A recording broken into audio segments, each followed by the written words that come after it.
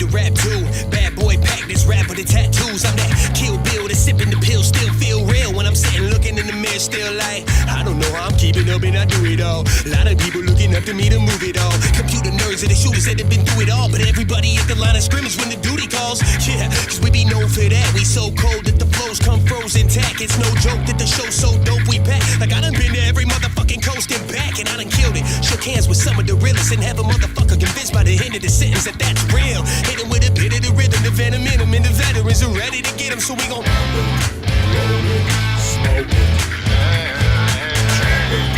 roll it, smoke it.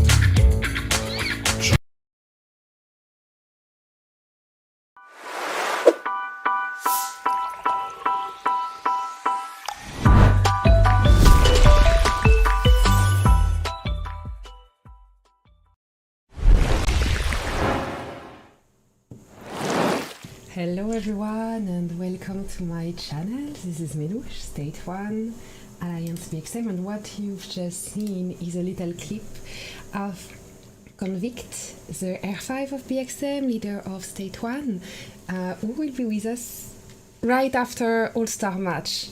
That All-Star match starts in 1 minute, and actually I haven't seen really interesting match to watch.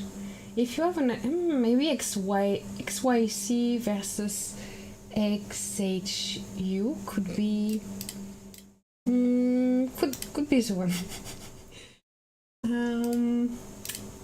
Or maybe we're gonna see like a very big alliance, so we can try to understand their strategy. Like TW6 is one of the biggest one, the biggest one. Let's see.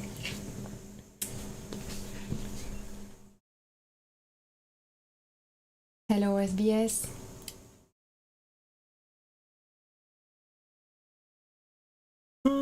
It's not working. I want, yeah, yes. I need to heal troops. I forgot, even for spectating, you need to heal troops to go in Oblivion. So, no, I'm gonna waste diamonds for that. Okay, so we said group 2, right? TW6. Boom.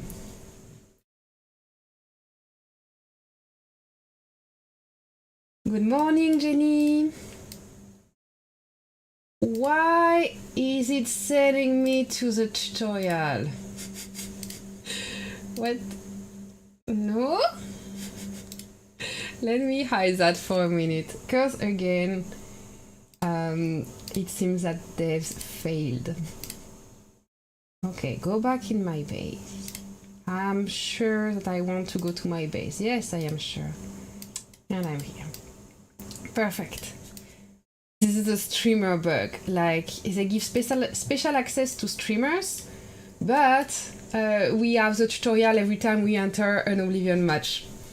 Really fun game, right? Okay, so here we have 8 ES.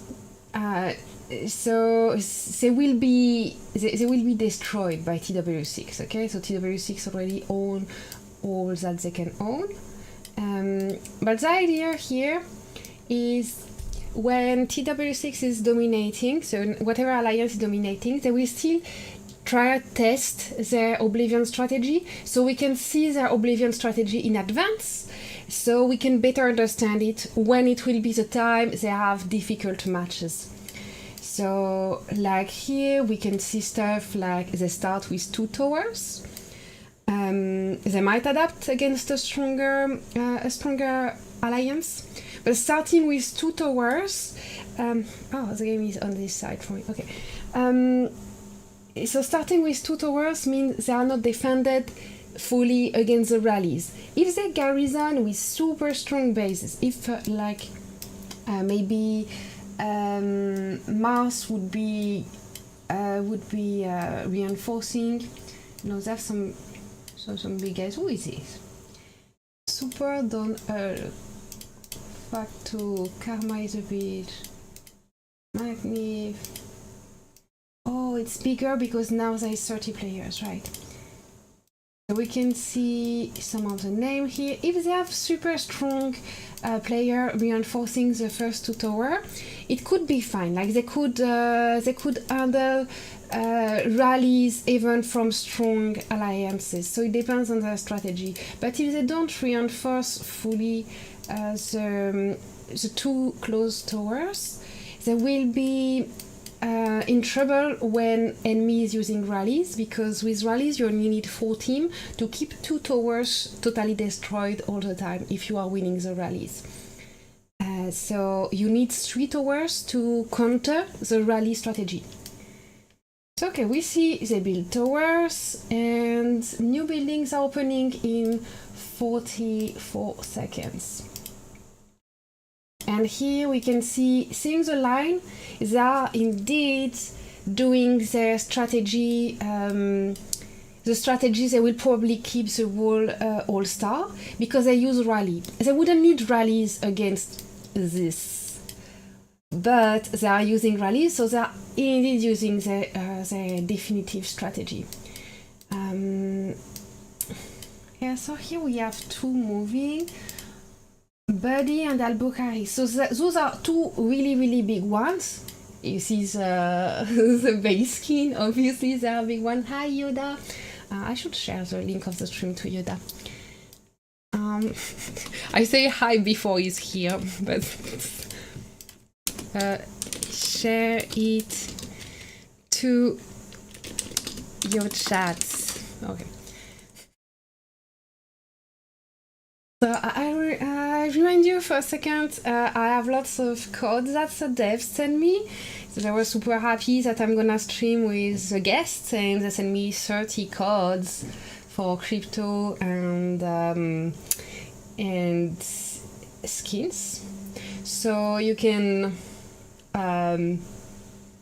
share the stream. When we reach 10 viewers, then I give one 10 crypto code. 20 viewers, a new one, etc. every 10 viewers. So share it in your alliance.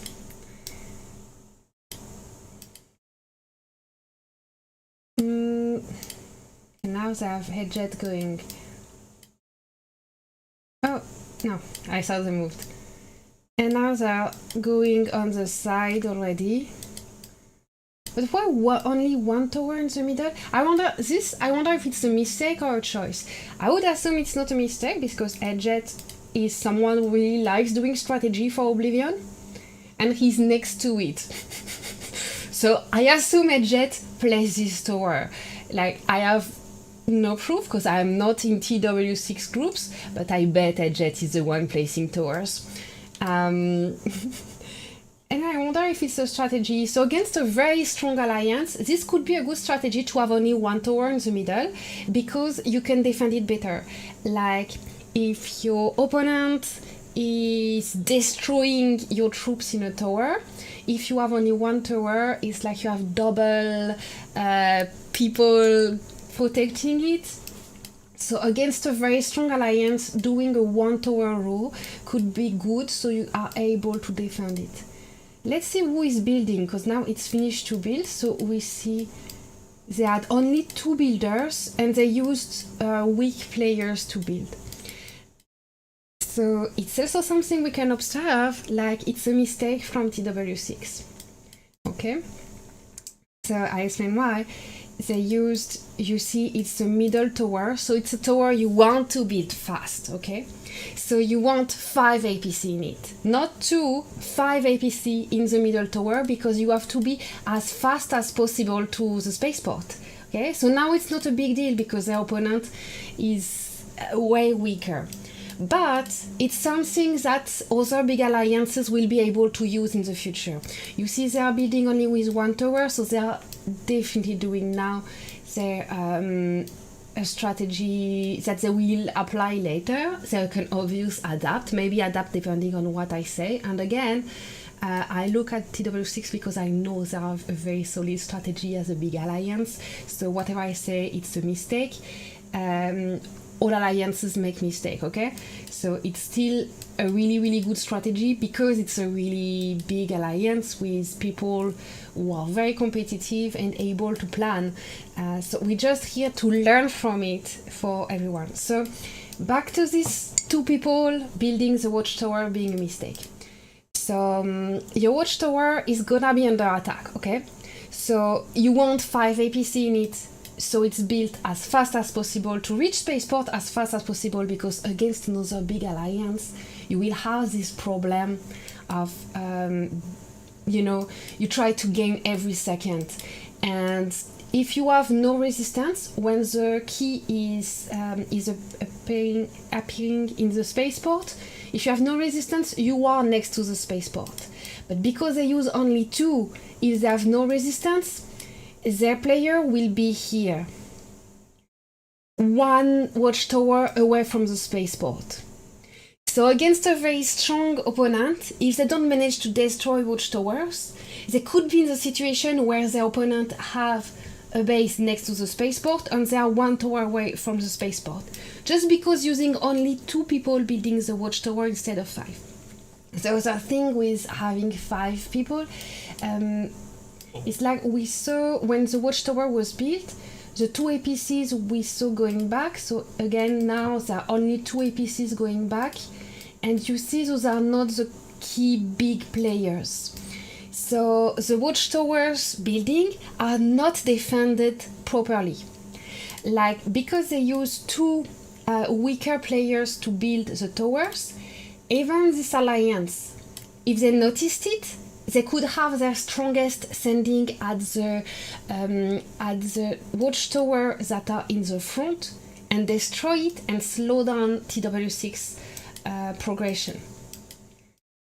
So maybe they have a focus in defending the back towers, because we see that Buddy and Albuquerque are not moving. It seems that Edged teleported here and is not moving forward either, and their players are not wasting teleports. So it's nice, but you can wonder also, Buddy moved here next to the hospital.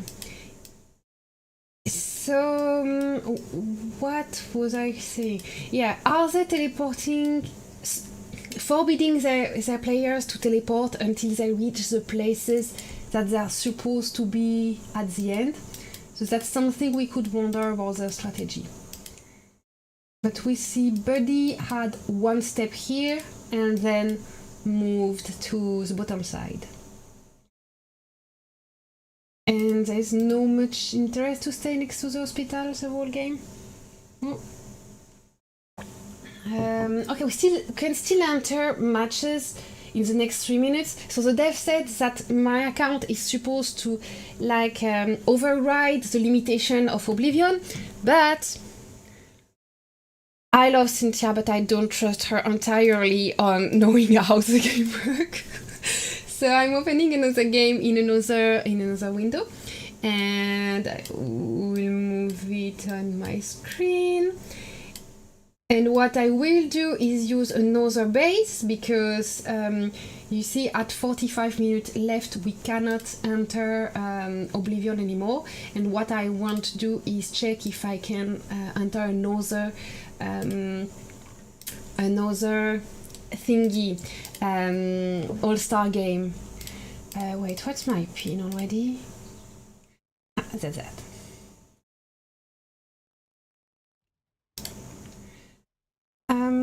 So that's something that we are doing in 8VM actually, you know, to have people watching, people who are not in All-Star were watching other All-Star game just to figure out the strategy. Because when the matches start to be difficult, then when it's difficult, you can't see clearly the strategy of an alliance. When it's easy, you can see it clearly because they are dominating. Okay, so I was curious about the XYC versus XHU. Oh, I have to heal troops. Heal troops, heal troops, heal troops. I'm not sure I will be able to enter the... Where is the hospital on this base? Where did I put the hospitals? Here. Okay, heal.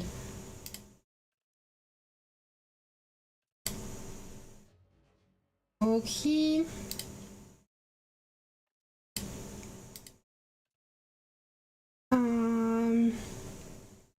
Is it working? Oh, it worked directly. Amazing. Okay, so I will make it visible. Boom. Aha.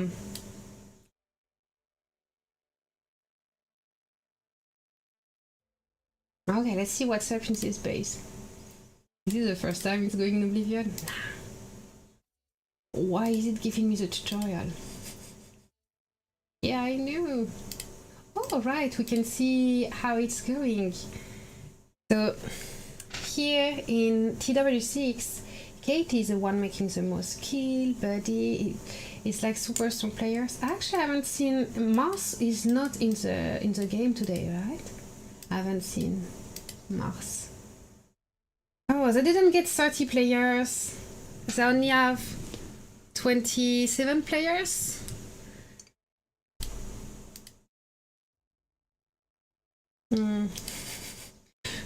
Poor ATS.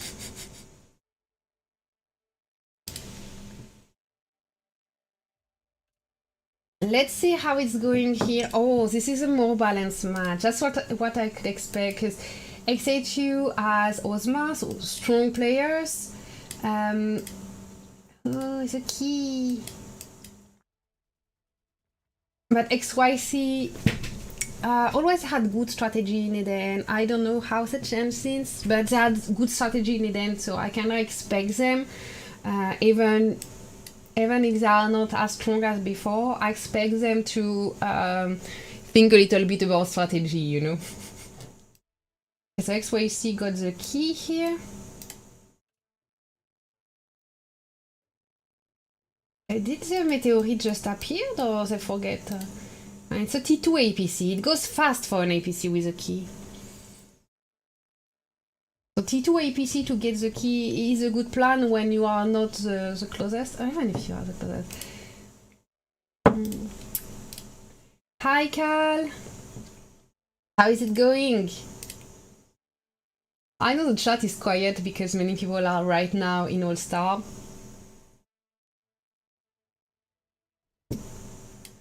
Oh.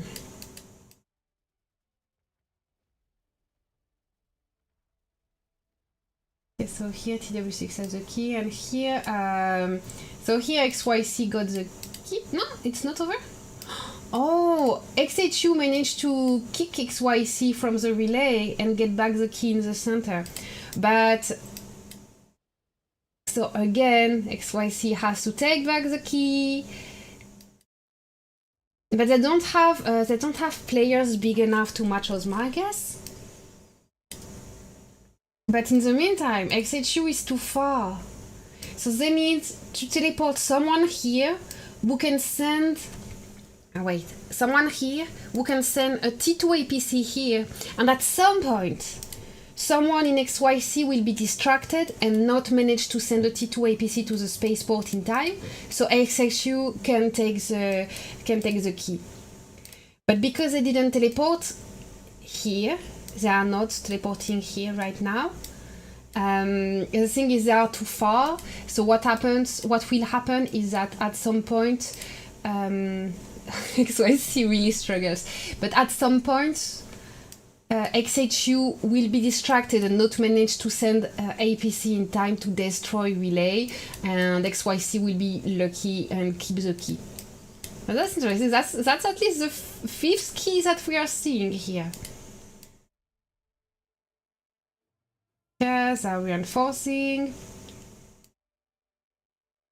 So like this key, we can't know yet who will get it. So either XHU get distracted. And if they get distracted, XYC will manage to advance. So here, first relay is done. But they did first relay once already. So this is the second time they managed to do first relay. And let's see the second relay. Second relay is fighting hard right now. Let's see, that's XYC being kicked from here. But it's far. 1 minute, but it's far. So like now XHU is too far to attack with something else than vehicle. They can't get it with fighter or with shooter. They have to use no mixed APC either. So they will go with vehicle. So XYC can focus on tuner counter to defend, and they should be fine. But I lost it here already once, and they don't have big players too much Ozma. But here, second relay, when enemy is that far, defend with tuner counter. Just use your tuner counter. Just use shooters. Don't use fighter APC to defend. If you can quickly switch APC, shooters, tuner counter. And it's done. XYC got the key. Oh, I see many people in the chat now. I lost the window where I can read the chat. Oh, hi Zero. Need coffee, Cal? Here it is for you. And yes, that's me. That's me on the on the mug with my cousin, and that's also me with my other cousin here. Yeah, we have swag. That's what we say in English. Okay, so that's a key done. TW6, obvious win. XYC versus XHU, really interesting. So it's time to, I think, to get a code for someone in the chat. And I haven't started the giveaway bot because here it's so early, and I was on the phone with Convickt at 1:30 a.m., 2 a.m., I don't know. We're talking and being like, we need to hang up and maybe get some sleep before All-Star, because, you know, we stream early. But we wanted to get ready for you, and the consequence of that is that I wasn't awake enough this morning to get ready. Okay, giveaway. The bot is started. For people in YouTube, I see 2 people are following in Twitch, but it's in YouTube. In the YouTube chat, you type a hashtag, any hashtag, to get 10 cryptocurrency in game and 3 skin boxes. I don't know what are in the skin boxes.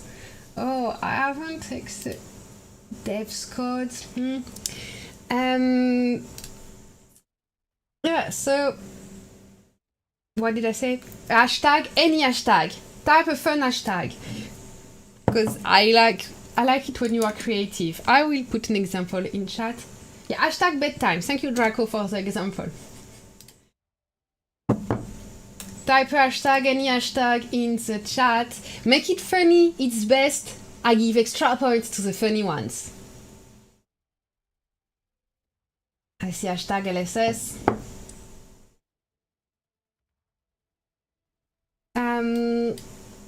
So, and I will draw a winner among all people typing hashtag in the chat. And then we will have another giveaway if we reach 20 people watching in YouTube. Wait, I'm just adjusting the size because I see like it's not to the bottom of the screen, and this is making me nervous. Ah. Better. Okay, so let's check again the strategy on TW6 side, because here the result is obvious, TW6 win, but we can check the strategy. So as there are more people than earlier, just to recapitulate and keep typing hashtag. Alex, how are you doing? So TW6, Alex, check that. You will fight them at some point because BXM will go far. So TW6 starts with 2 towers, so they are not immune to the rally strategy. Also, two towers, they might use very big players to reinforce. We saw earlier they had Al-Bukhari and Buddy moving first to the back towers. So at first they have Buddy and Al-Bukhari in the back protecting the back towers. But Mars is not here, so there will be adjustment for the biggest, hardest match. Still, they start with two towers that are well defended, but not immune to rallies. Because two towers, you need 4 rally team to destroy them, to keep them destroyed. And this won't work against an alliance that has strong rallies. Just need to use only really strong people in rallies against TW6. After that, they switch to only 1 tower to the middle. So this is not going faster. This is not going faster than doing 2 towers at a time. But using only 1 tower is like they can defend it better. You won't get those towers. So if you want to attack and you are weaker than TW6, but you want to have some win on the towers, I would suggest attacking the side and disconnecting the side. Like if you know you are going to lose, but you want to disconnect them just for the glory, attack the side. Because middle tower, just 1 tower, they will be too hard to kill. Here you can get them with rallies at the beginning of the game, or even after, but you need 4 rally team to keep them destroyed. So you can destroy the side. Oh, why? Let's make it quiet. Why people are working at this time on a Sunday? Quiet my phone. What we saw also about TW6 strategy is that they don't use properly the strong players to build the towers. But if you use strong players to build the tower, then your tower building are super protected. But they have a builder team. They have weaker players sending APC to build. So this makes them slow because their weaker players stay here, send APC to build the towers. So it takes a long time. They are wasting seconds on how their towers could build, and there will be weaker APC in the tower. So if you are fighting TW6, attack their front towers. Their front towers are not defended as well as the back towers. Someone just subscribed, but it's too small for me to see who it was. Twitch. Why is it not showing that? Thank you so much for the subscribe. It's just that the game didn't show me the stream.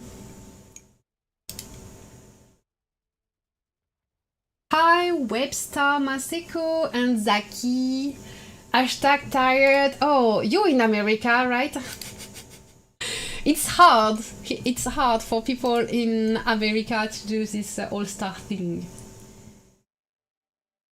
Okay, so that's for TW6 strategy so far. So they're a good point. They use very strong players to defend back towers. That is something good. The fact they build only 1 here, so they have one of their strengths will be how they defend those towers once they build. So strength is the defense here on the towers. And they move Buddy here, so they do. We can see where are the definitive position of their big players. So Buddy would be guarding the bottom rocket repair shop. They don't let people next to the hospital, but that's good. Hospital it's just useful to save diamonds. So for real, it's not an important building at all. And they go through this side to go to the armory. So they're wasting towers here. No? Ah, no, they didn't start it here. So, like, it could have been a row of tower here. But they started at the hospital. So it's only 2 extra towers compared to going to the armory from the rocket repair shop. They have a really good teleport management, really good meteorite management. for TW6. So now, that was the strength. Let's see who is next to this rocket repair shop. Oh, they didn't go to the rocket repair shop. Okay. For the weaknesses. So weaknesses, 2 towers, a strong alliance will be able to take an advantage here from the first minutes of the game by keeping the towers destroyed. Another weakness is they don't use enough players building towers, so they are slower than they should be. Another weakness is using weaker players to build the towers means their front towers can be in bad position. Let's see the chat. How many people enter the giveaway? Alex, type a hashtag in the chat. We have 6 people in the first giveaway. Do we trust us to reach 20 people in the live stream? Definitely. Convickt will be here later, and you know, this will make more people in the chat, I guess. And after All Star, more people will join. Hashtag hungry. Hi, Simcox. Hashtag I'm the best. Oh my god, Alex!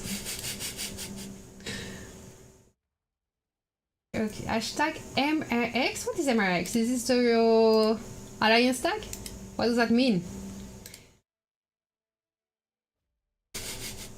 Okay, let's roll for the giveaway. So, giveaway in 3, 2, 1, roll it. Simcox has won the giveaway. Congratulations, Simcox. Send your profile ID in the chat so I can send it to you.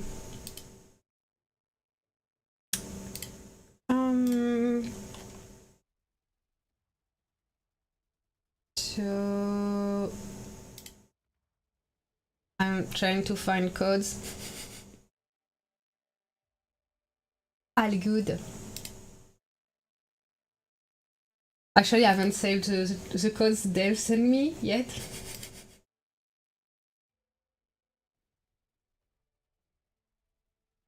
Hi, Neil Eduardo Cios. Hi, everyone from Philippines. Not hi for the other ones. Okay, thank you very much, Neil. People not in the Philippines appreciate that.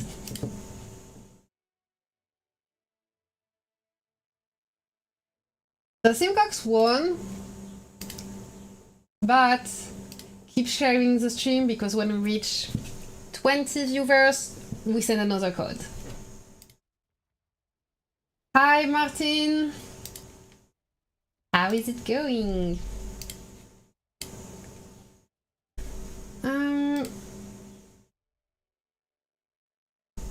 Okay, I have your profile ID, Simcox. I will send it to you now. Let's see, does that code work? I have to prove that I'm not a robot, which is always the hardest part. Okay, I failed. It thinks that I'm a bot. Let's try again to write this captcha. Sent. So Simcox, it will be directly in your mail in a few minutes, maximum 1 hour.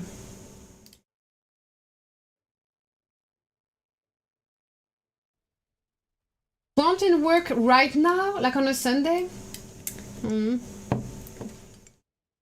let's check. Let's check where we are with XHU versus XYC, because it was looking close earlier, but no good strategy. Oh no! They give up! But Ozma said that he doesn't expect to do good result in All-Star. I'm not interested much with the strategy here. Crazy.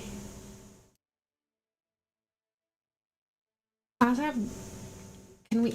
We can't end zoom to see if there are some bases still teleported somewhere.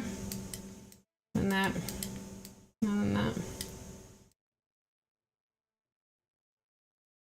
Looks like XHU is giving up. Even if they don't give up voluntarily, when you see that you are going to lose, people take like micro decisions that are less good than when they are motivated. So that's why when the point shows that someone is going to win, it tends to accelerate the winning because of the motivation. And even if you think, I have a good strategy, I know what to do, and blah blah blah, you take micro decision within the game that changes how you play, and you don't play your best game anymore.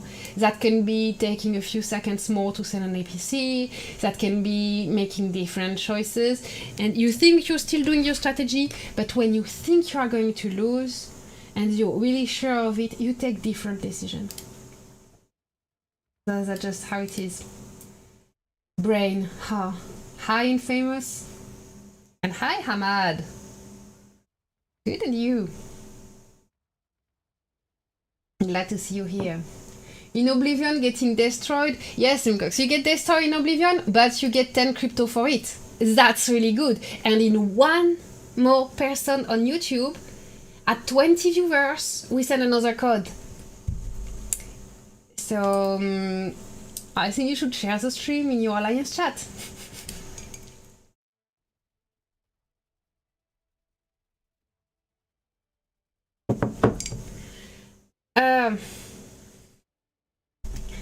I'm super happy to have found this match of XYC versus XHU, because the first action on the key was really nice, and it shows that we are advancing in All-Star. You know, in the qualifier match, Dev said stream at least one qualifier match, but this was so boring, like so crazy boring. I couldn't wake up early to stream boring matches, nah. And finally we have some good action. For those who missed it, like the action at the beginning of the thingy here, XHU versus XYC. So XYC was closer. Listen, because you can learn for your own games.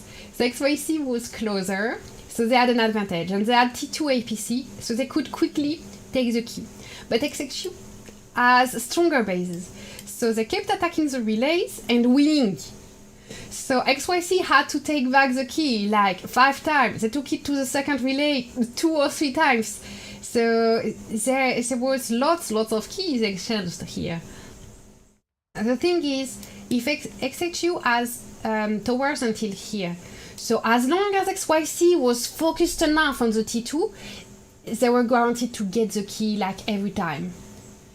So they could have waited, and maybe at some point XYC makes a mistake and doesn't send the APC fast enough, and if XHU had a base closer, they could have got the key. The one time XYC makes a mistake, if XHU kept constantly killing the relays. And teleport a base closer, which they didn't do. They kept attacking from afar. And what XYC could have done is just keeping focus on getting with C2 until XHU lose focus and doesn't manage to attack. So it was just, it could have continued like that forever, but it was about to, someone would have got the first key when the other one lose focus. And XHU could have increased the odds by teleporting strong base in the front tower, but it didn't. And XHU was the first one to lose focus, so XYC got the key, but after getting it 5-6 times. Mel, will you have Ozma in your stream? Yes, I will tomorrow. I just cannot schedule 2 streams at the same time, so I will schedule it after this stream. And yes, Ozma will be in live stream tomorrow at 9 AM game time, worse than Oblivion for American players, I know. Hope you guys have a nice weekend. Can't wait for action against TW6 in Eden. Oh yeah, you have a fun map, right?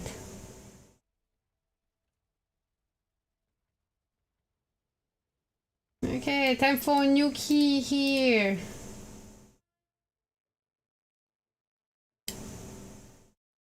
So you see there is a key here but not here, because on TW6 side they got the key super fast. So because they got the key super fast, the next key is 15 minutes later. But the keys are harder in XHU versus XYC, and this is starting again. He has to send and resend because they get destroyed in the relay. XYC doesn't have the strength of XHU. And maybe they don't defend relay good enough also. So yeah, now he sent, but no one of XYC managed to get back the relay, so... Oh! XHU is the only one sending? But they are so far! But they get the key? No. No. XYC got the key. Ah. Would have been like pretty that XHU gets the key while being stuck at the HQ. But it can happen.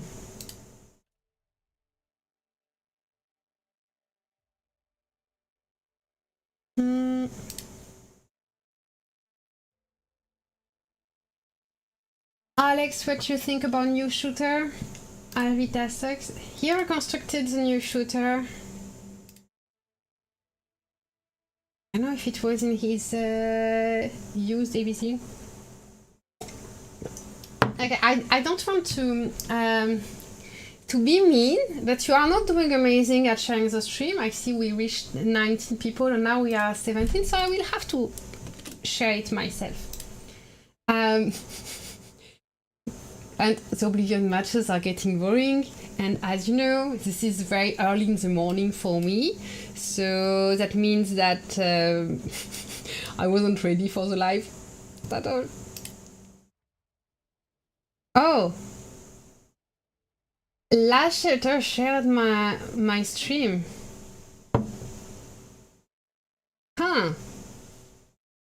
I'm surprised. Welcome for people who are here from Last Shelter official Discord. More coffee, yeah. Yeah. I mean, it's 9 AM now here, but what was I about to say? I'm lost. It's 9 AM, but I was on the phone with Convickt preparing the stream. 1:30 AM. Terrible.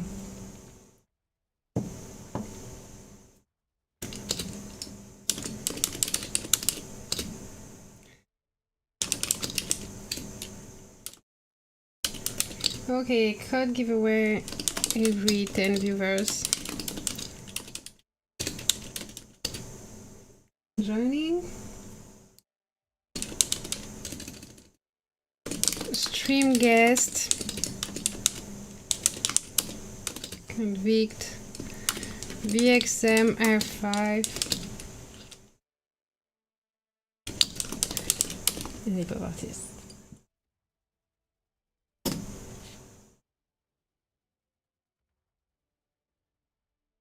Okay, I shared the live stream. Maybe we will reach 20 viewers.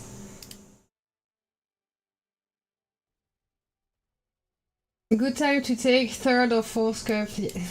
This is my first one. I talk about coffee, but I don't drink that much. Like just in live stream because it's it gets my hand busy. Otherwise, I don't know what to do with my hands on live stream.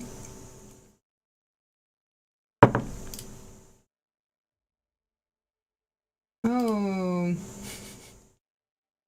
they fight for the closed buildings.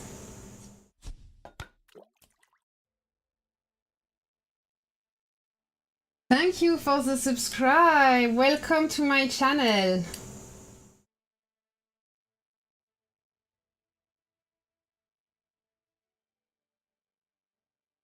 Okay, so that's done. Matches are getting boring.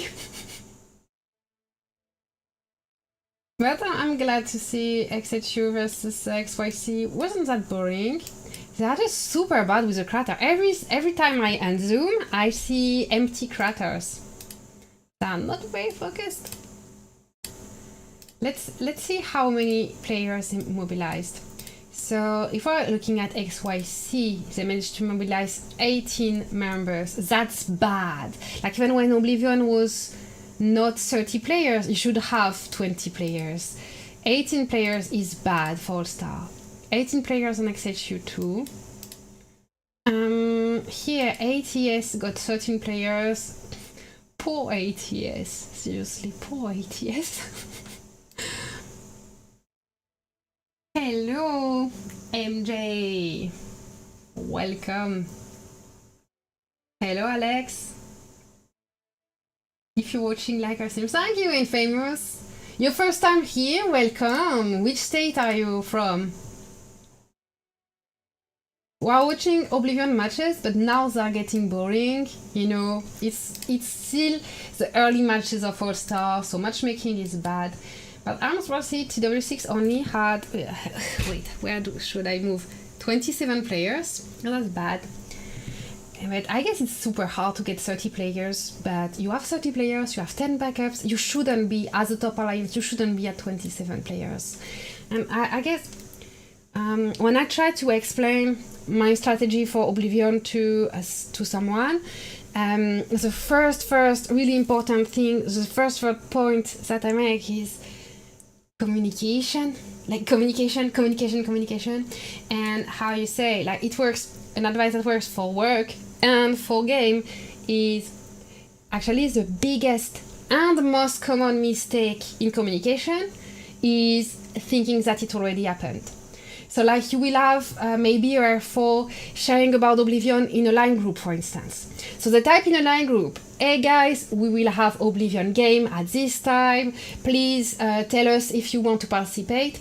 But they did it in English in a live group, in a line group. So all people who don't speak English, they have to translate it. And maybe it's just annoying for them. Maybe it's drawn in many conversations. But if you don't have an alliance mail in game, where there is an easy translate button, you are losing the participation of many players. So this is one thing that can happen, that we see a lot because we need volunteers for Oblivion. We ask in a line group, WeChat group, Discord group, and then you are losing on all the people who need a translation, all the people who just don't like chatty chat and they just want to play, and they will see Alliance mail, they won't see a message in a chat app.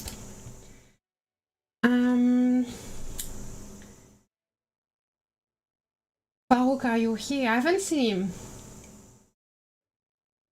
So MJ, you merged in 883, previous state 854. Oh, I don't know the state well.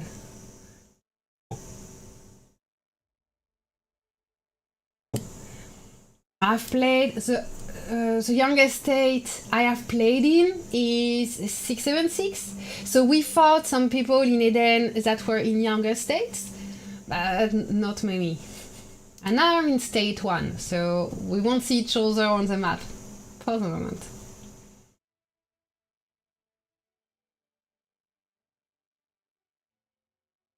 All state being wiped from the latest maps. Oh, 854. Okay, sad for 854.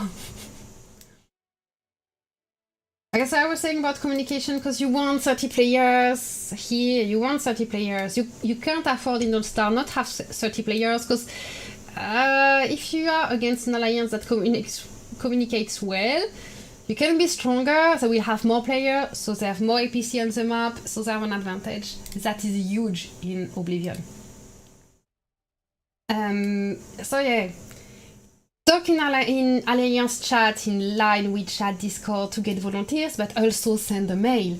You need to send a mail, because some people just look at game mail, and you need to make sure that it is all language friendly.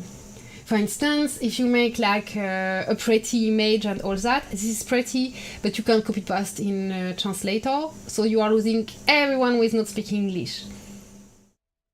Or whatever language you are talking in your image.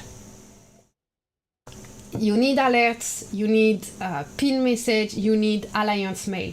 And then when do you need it? You need it on Monday and Tuesday, because some people won't answer with their availability right now. So they need the Tuesday, Wednesday and Thursday to answer saying they want to participate, they volunteer to participate in Oblivion match. So you need to make your alerts everywhere on Monday or Tuesday. Then you collect the presents. At the same time, you contact directly the players that you know are good in Oblivion to ask them to be available, if they are available, if someone can use their base or something. So you are proactive in getting some players. Because if you just wait for volunteer, some people are just too busy and they will be like, nah, I will let the chances to play to someone else, so because I can be busy or something. So you need to ask them personally, to all the strong players and super good players. Like let's check here in the list, for instance.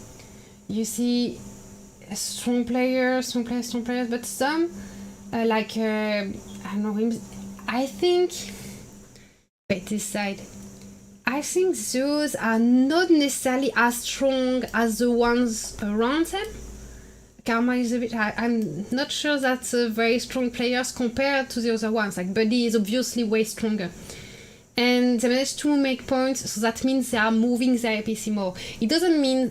It means either they are attacking weak base, which is not smart because it doesn't make point to the alliance. But here they can't, because the enemy ATS is stuck at the beginning.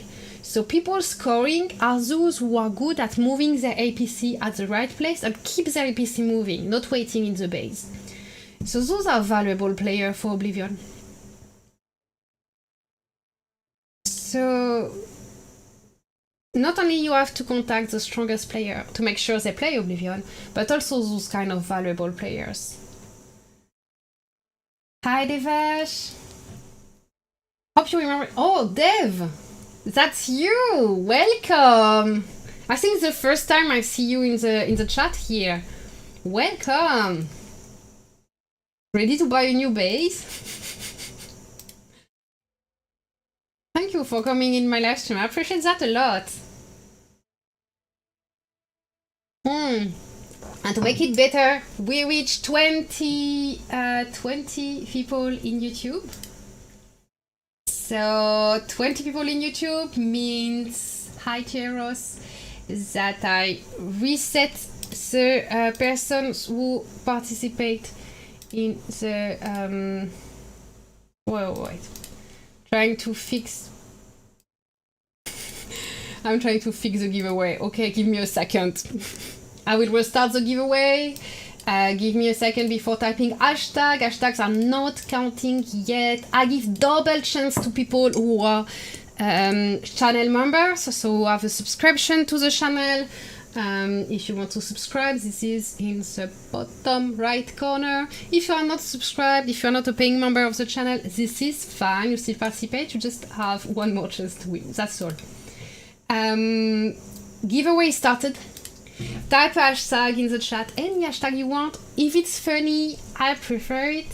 So type a hashtag in the chat to join the giveaway. Tell us when to type now, Zero, now. I appreciate you, May. You are a wonderful person. Oh. Thank you. You make me blush. So giveaway is for 10 cryptocurrency and 3 skin boxes. How to join giveaway? You type a hashtag in the chat, any hashtag. Like this. If it's funny, you get bonus point. It doesn't give you more luck, but it makes me happier.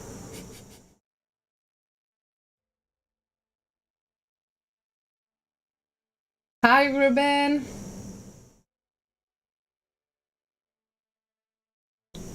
And hi, Kaya. Hi, Walt Groove. Yeah, talk along the stream, not only for the hashtag. I'm happy to see there are people here. But we have more value than the giveaway here. The giveaway, 10 crypto, this is nothing. This is not much. This is not doing much for your game. But the discussion about Oblivion Strategy, this makes a difference in the rewards you will get from All Star. So ask question. Sunday, fun day. Oh yes, this is Sunday. And tomorrow is a holiday in Quebec, so we'll have Ozma in live stream tomorrow. And there's still how much time? 6 minutes 50 something seconds of Oblivion, and after that, Ayron, Convickt will join us in live stream. And I haven't prepared much. I just have his little music.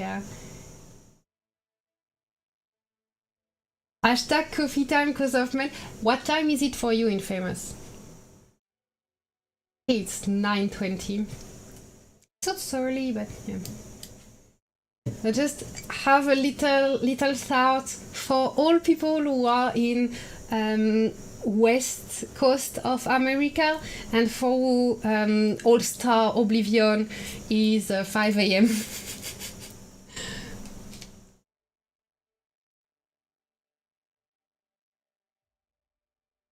6 p.m. for Ahmad. That's such a perfect time for Oblivion. I see more people. I guess your own all-star battles are kinda done. You know who won.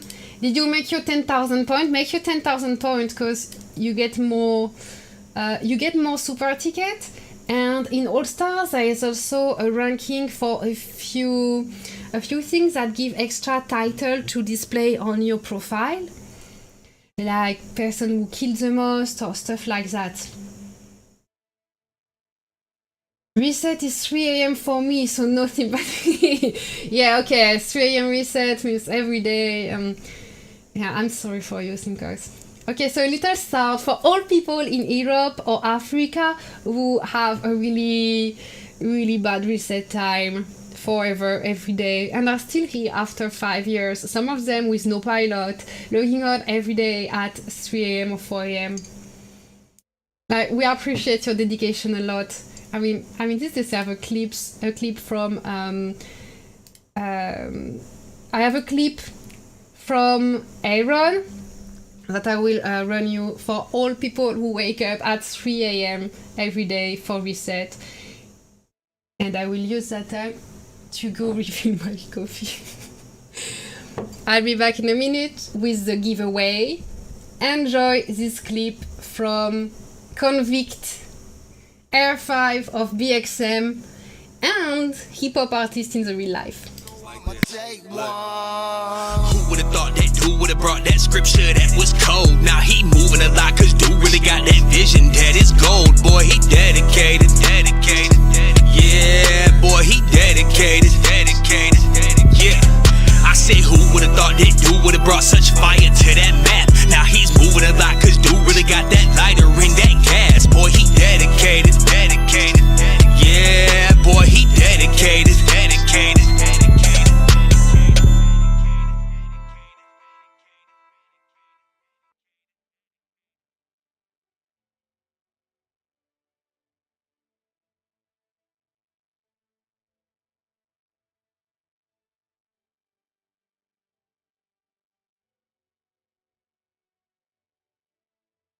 Hey, I'm back.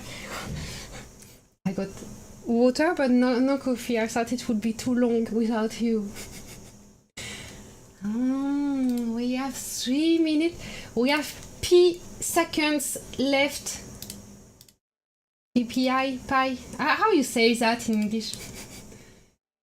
3 minutes, 14 seconds left. Oh.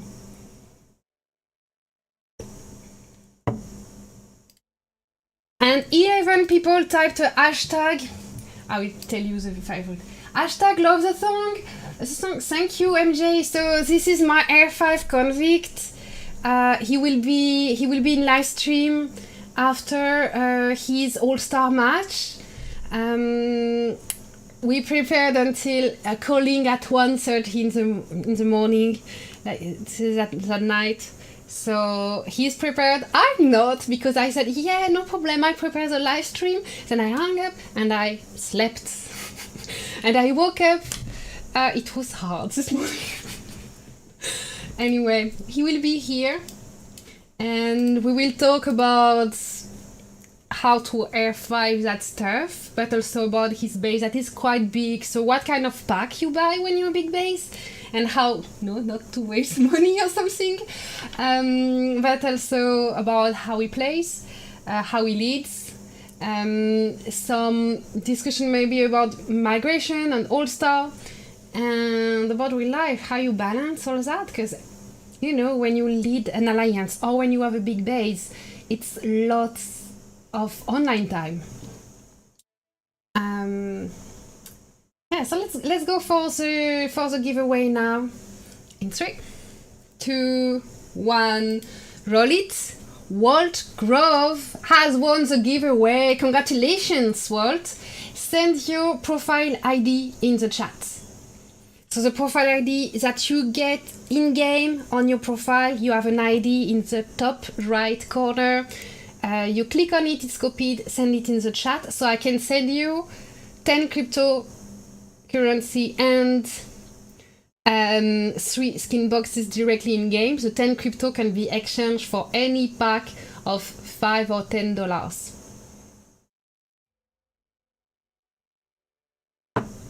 Hashtag congratulations, Grove. Yes.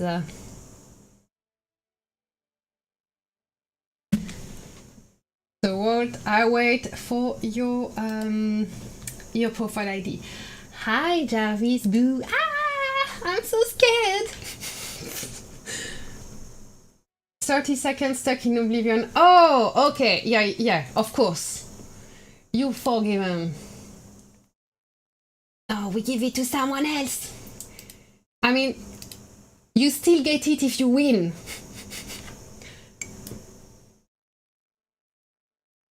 Next time. I'll take it. Okay, so that's the second code for today. So again, we have a third code when we reach 30 viewers, and I believe we can do it, because now that the Oblivion match, it's just over. It's over. Wait, it's this side. It's over. So we will have more people available to join. So share the link of the stream in your chats, Alliance chat, kinky chat. I know all states have a kinky chat, right? So share it in your chats so we can reach 30 viewers and get another giveaway. Okay, so total score. It's a total smash on both sides. We see that XHU still fought well at the beginning. Then they saw they were going to lose and it was harder. And you see, super funny thing is 10,000 point escort score, because their keys were so hard, so long to get because of all the good fight they put in the key, that they didn't even have time to do 3 keys in the game. I've never seen that. I actually never saw that before. They didn't have time to do 3 keys. That's kind of funny. And yeah, gathering score. You see, I was saying on this map, the craters were staying empty a lot, and the total gathering score, if you add it up, it's 26,000, while here, if you add it up, it's 27, 28, 20, it's 29,000. So here, 29,000 means that they did 10 craters more than here. And that's the difference. So here is 10 craters more that they emptied. That means that this map could place 10 more watchtower than this map. So gatherers are really important. They need to get the craters done ASAP, so you can have other craters spawning later. And because they didn't focus on gathering well, yeah, this map could do 10 watchtowers more. Thank you for your profile ID, Walt. I'm gonna send you a code right now.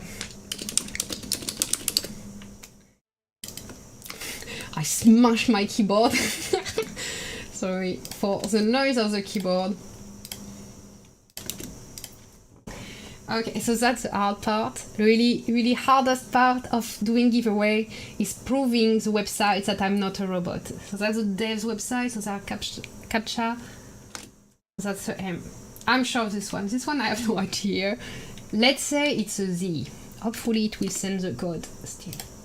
Boom! I managed it first time. I'm not a bot. So Walt, you are getting your crypto and skin boxes directly in your mail in a few minutes, maximum 1 hour. Open the skin boxes immediately so we can know if you get the skin. We're curious, we like this. Hi Nicola! Mwah, mwah. It's me, merde. Salut ma petite merde! Ace is running away from One Piece. What? Oh, hi Ace! I wasn't understanding why you talk about Ace, but Ace is here. Hi Ace, coffee.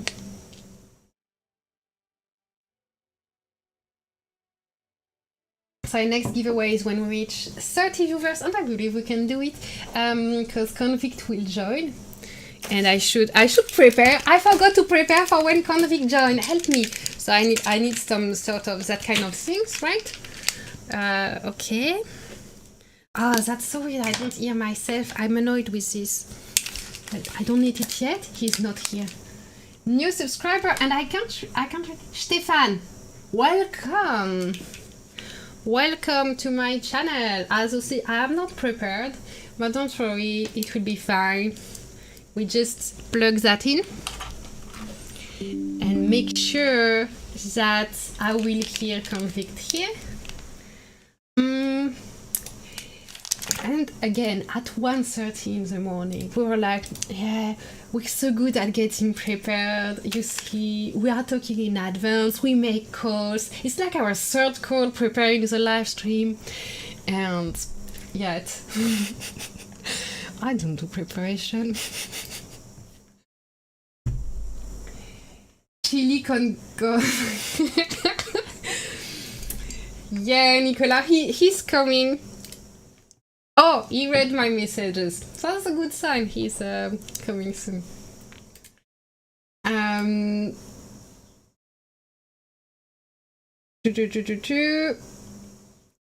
gonna put a music clip of him so you can see our delicious R5. This is for you, Nicola. I will show you a video of chili con cordog. Wait, which one is it? Let's see. Oh, this one. He kind of talks about the R5 job, okay? So, and he worded it super well, and he talks kind of. You can feel like he's an Eden leader, and it's in the middle of the season. So let's see Convickt now. I think it's like I'm broken, stuck, and I don't know if I'll get close enough to open up. I need to let it be. No, I should set it free, or I should take my issues, noose them off that mezzanine. I battle battles that most men can never handle. Captain of the Titanic, trying to row the boat with the paddles. Yeah, I'm in the pilot's seat, half asleep, and the plane is going down. Even my parachute abandoned me. Yeah. That's the story of my life. I feel I swallow swords with no glory for the fight. I feel I'm facing problems that have built up from the bottom. Now they bigger than some boulders. I don't know if I can stop them, but I'm trying. Searching over this whole earth for that solution. So I'm wishing till this wishbone works. It's getting hard, like a dog trying to catch its tail. I'll take 11 steps, even if 10 steps fail. Yeah. So I think this clip really shows like the Eden leader life, and you see him fixing his APC and all that. And obviously he's talking about real life, but you know, I think all Eden leaders can relate to this. So again, if he's already watching, thank you so much for sharing clips with me at 1 AM. You're the best, chili con dog. And a little message for Walt Grove and Simcox. you can still win other codes is the next giveaway. I haven't said it earlier, but I will say it because they've sent like tons of codes. I told them I invite Convickt and I invite Ozma tomorrow. Nicola, I invite Ozma tomorrow. Tomorrow Ozma is in live stream. I'm not kidding. Ozma. Like, we will talk about rogue life and why roguing is the best thing you can do in game. And he said, he told me, how did he say it? Please don't moderate the chat. I don't intend to listen to him if people are being too violent in words with Ozma. But just know that if I moderate the chat tomorrow, it will be because I am shocked, but not him. He doesn't seem... He seems super offendable, though, but it would be fun. I need 4 skins. Okay, let's win. But yeah, next giveaway is when we reach 30 viewers. So earlier, if you shared the stream, people might have been in Oblivion All-Star, so they didn't click on it. Share it again. I wanted to check something. Yeah. So for people, I talk about Convickt like everyone knows who is he, and I just showed like little clips that he's done. But for the bases, that's this one. And fun thing about inviting Convickt today and Ozma tomorrow is you see this thing.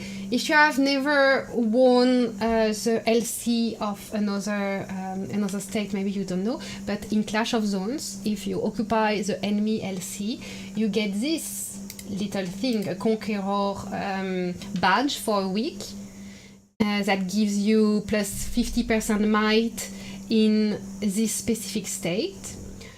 Only the one person who was the one holding the enemy LC, and the LC he occupied was Ozma's LC.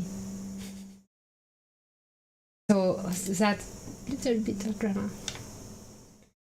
Hi Basha! Welcome to my channel. An expectation will be the All-Star winner. So to be honest, I would say it depends how the devs adapt the rules of migration. Because right now we could say, there are some good alliances, and NNW is one of them. But devs announced that they will put restriction on the migration of the alliances playing All-Star, but they didn't say which restriction. If they said that, but actually changes nothing, migrating in the middle of All-Star, so after this season, before the end of All-Star, will allow players to relocate to alliances that have better chance at winning, and will change which alliances has the best chance at winning, you know?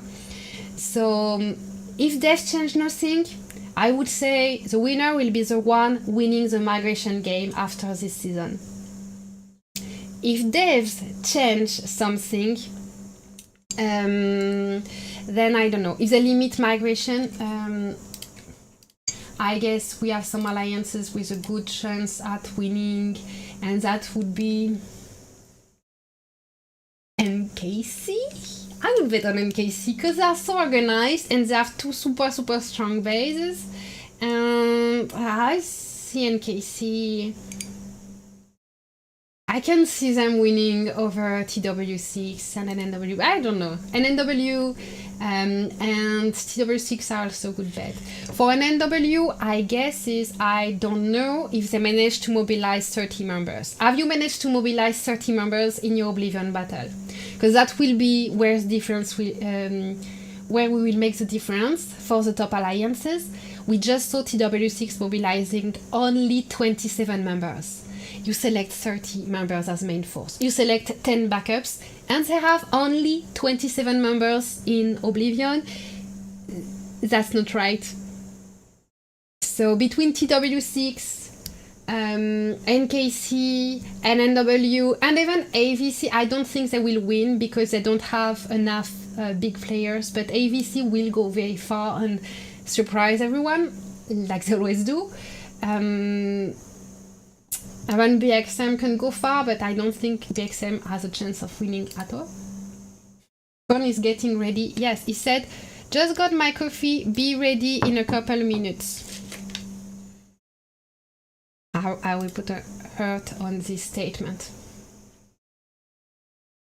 So yeah, Alliance with a chance at winning, NKC, TW6 and NW, ABC. And that what will make the difference is see which of those manage to get 30 members in Oblivion. We just saw TW6 is not. I will convince the dev about the migration. So yeah, that's a bet right now. And yes, if migration can change things, it's the one winning at the migration game. And the one winning at the migration game, I guess, would be an NW or ZZ7. ZZ7 or an NW can win at the migration game.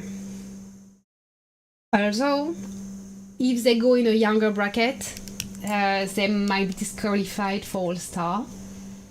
So that's to the condition they stay in the older bracket.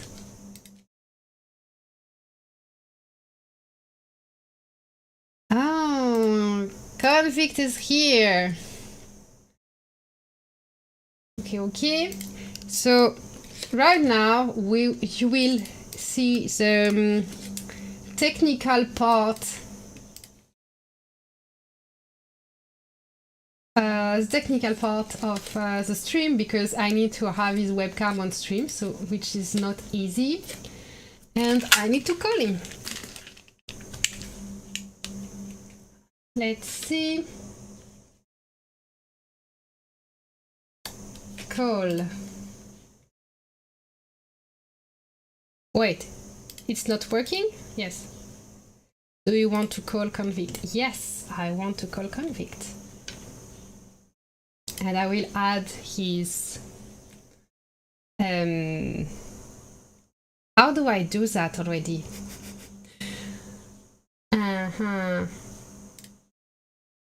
Not working. Wait, why do I not hear anything? Ah yes, it's working now. Hello? Yes, I hear you correctly. How are you doing?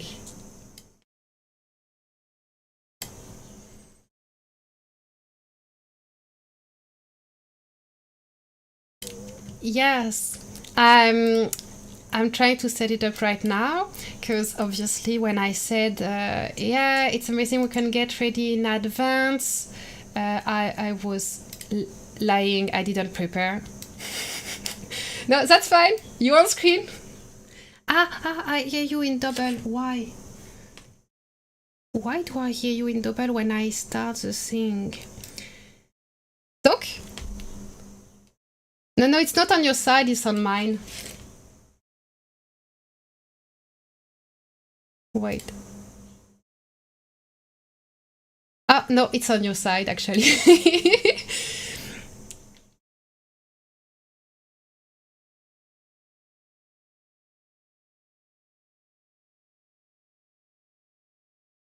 Yeah.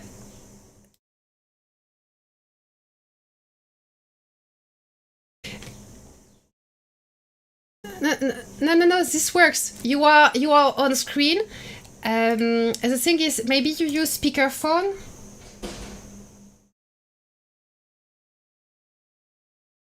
Or you listen to the live or something, because I hear myself and you in double. Maybe that's it. Okay. Oh yeah, I don't hear myself in double anymore. Oh yes, I still do. You are on speakerphone. Do you have... That's what we said. We had a problem last time, you know? And you had to be on the phone like this all the stream.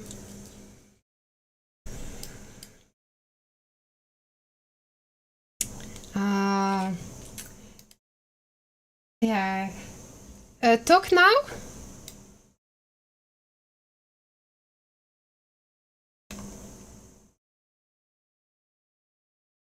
Okay.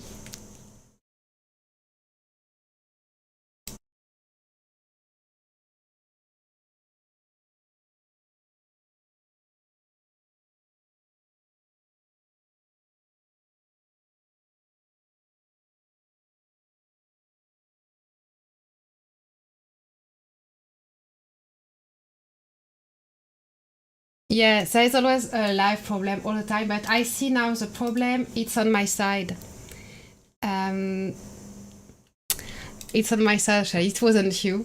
I'm sorry for accusing you like this.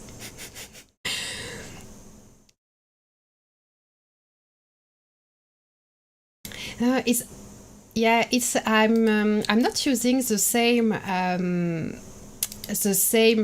thingy than last time, the same software, and I use a software that is actually putting the sound of your the link you send me in my ears. So I need to. Yes, that's the one thing that will fix it. It's fixed. Yes, you're amazing. It's fixed. And now we are 24 viewers, so 6 more people and we can do another giveaway, so share the stream. And welcome, Convickt, to my live stream now that we have shared with everyone our technical issues. How was your All-Star match right now? You demolished your enemies?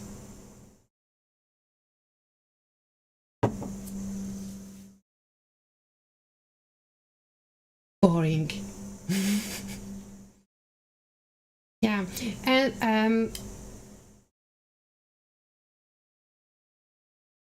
but no, and the problem was on my side. So if you want to go back to speakerphone to have your hands free, you're fine. You can go back in speakerphone if it's easier to you. Yes, perfectly. And hi, people joining the chat. Mahesh, Edis, Kilki. We have many people joining the chat right now. Yes, let's talk about something else than technical issues that were on my side, by the way. So I'm very happy to have you here. It's been a while. And for people who don't know you in the chat, can you just tell us a little bit about your words in French, parcours, your what you did in the game. When did you start, and have you always been an R5 and stuff?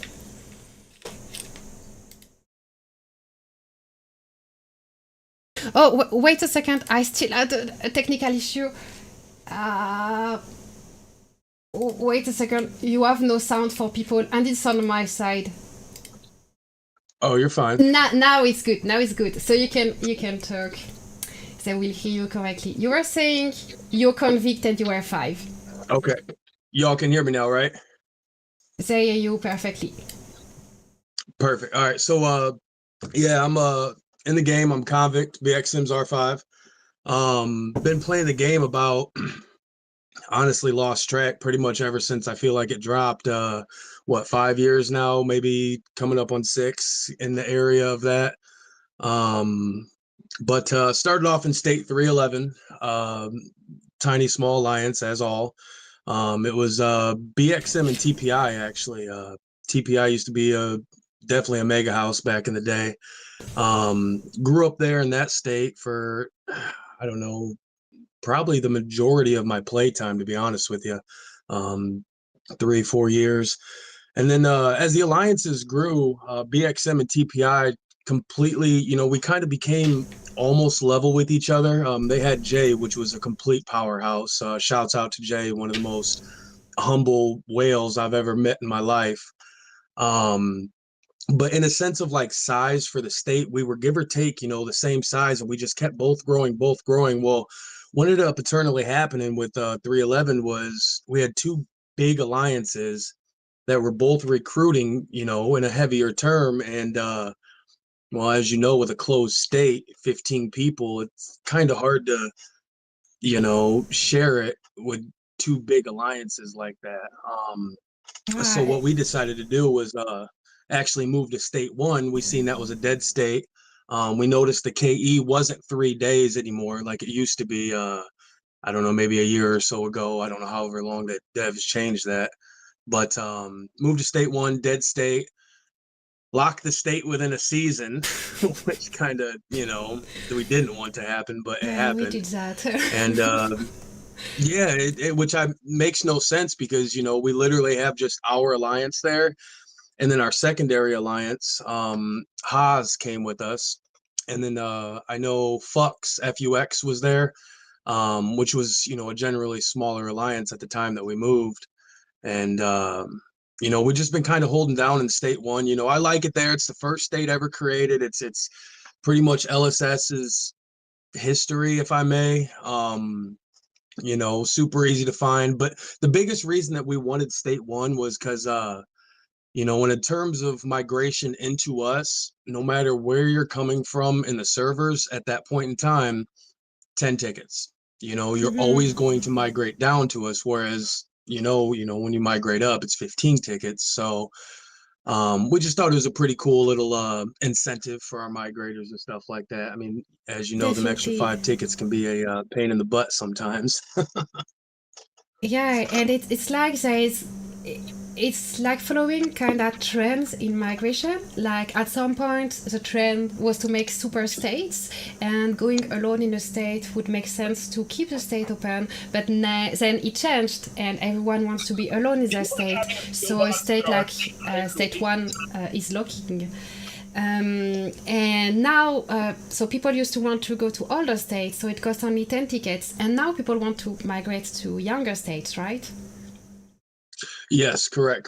So that's what I have been seeing is it really does kind of stink that these older states, 1 through, I don't know if I'd even really throw 600s in there because, they are somewhat newer, but they are within our bracket.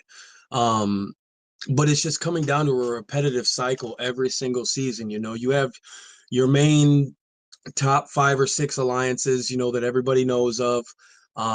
You have your pretty much main big boys that everybody knows of. I know a lot of the big boys, they quit, they sell. Usually the people buying the bases, they might be money spenders, but generally speaking, they're not as big of the money spenders as the ones that quit. So we've been Yes. watching the massive whales that LSS has known, die off over the years. And it's gotten a little stale in the older states because not as many people are migrating down anymore. It seems most people are wanting to migrate up, new enemies, new allies, new foes, new matchmaking, new alliances to fight or team up with, whereas every season, especially when you become a bigger alliance, 100G plus, you're generally can somewhat pick who you're going to fight within, a 5-team chance type of deal because there's not many left anymore. Yeah, and as you said, renewing the players that we are playing with is important to keep motivation. And when it was possible to recruit younger state like the 600s, the 700s, even 800s, migrating down to older state easily, but then 900s, 1,000 plus states, they don't want to migrate down because the difference is too big in amount of years we have played compared to them. So their base will be smaller. Like even just cutting edge tech, it takes so much time to get through this, and this makes such a big difference on the D10. You know what? You're right. That's one thing I've noticed is, the cutting edge points, I know that's one of them, but I mean, Doomsday specialty points, when it comes to battle bases, you'll have one base that's 180, 190 points. Then you got these newer bases that are 120, 130. I mean, I know it's not a massive difference, but when you're red spec fighting, that starts to add a lot of buffs. And then to me, the ultimate thing is, troop count, because nowadays you can get two excuse me, two whales that are going to fight each other, and they might burn each other if they get lucky, if one sends out an APC and they catch them slipping, if I may. But it really just comes down to troop retention at that point. And you know, when you have these older bases that are, you know, 6, 7, 8, 9G, 10G plus power, going against a base that is their size, but only 2G power, 3G power, because, you know, they're a lot newer. They haven't had the time to train the troops and stuff like that. It's pretty obvious who's going to win that fight when it comes to troop retention. You know what I mean? So I think it is a slight unfair advantage having the older bases fighting with the new bases, but devs have opened up the bracket. I see devs just actually opened up, was it the 1100s into the 1000s, I believe, right? Or Yes. 1200s or something like that. Yeah, something like that. We can migrate to way younger states now.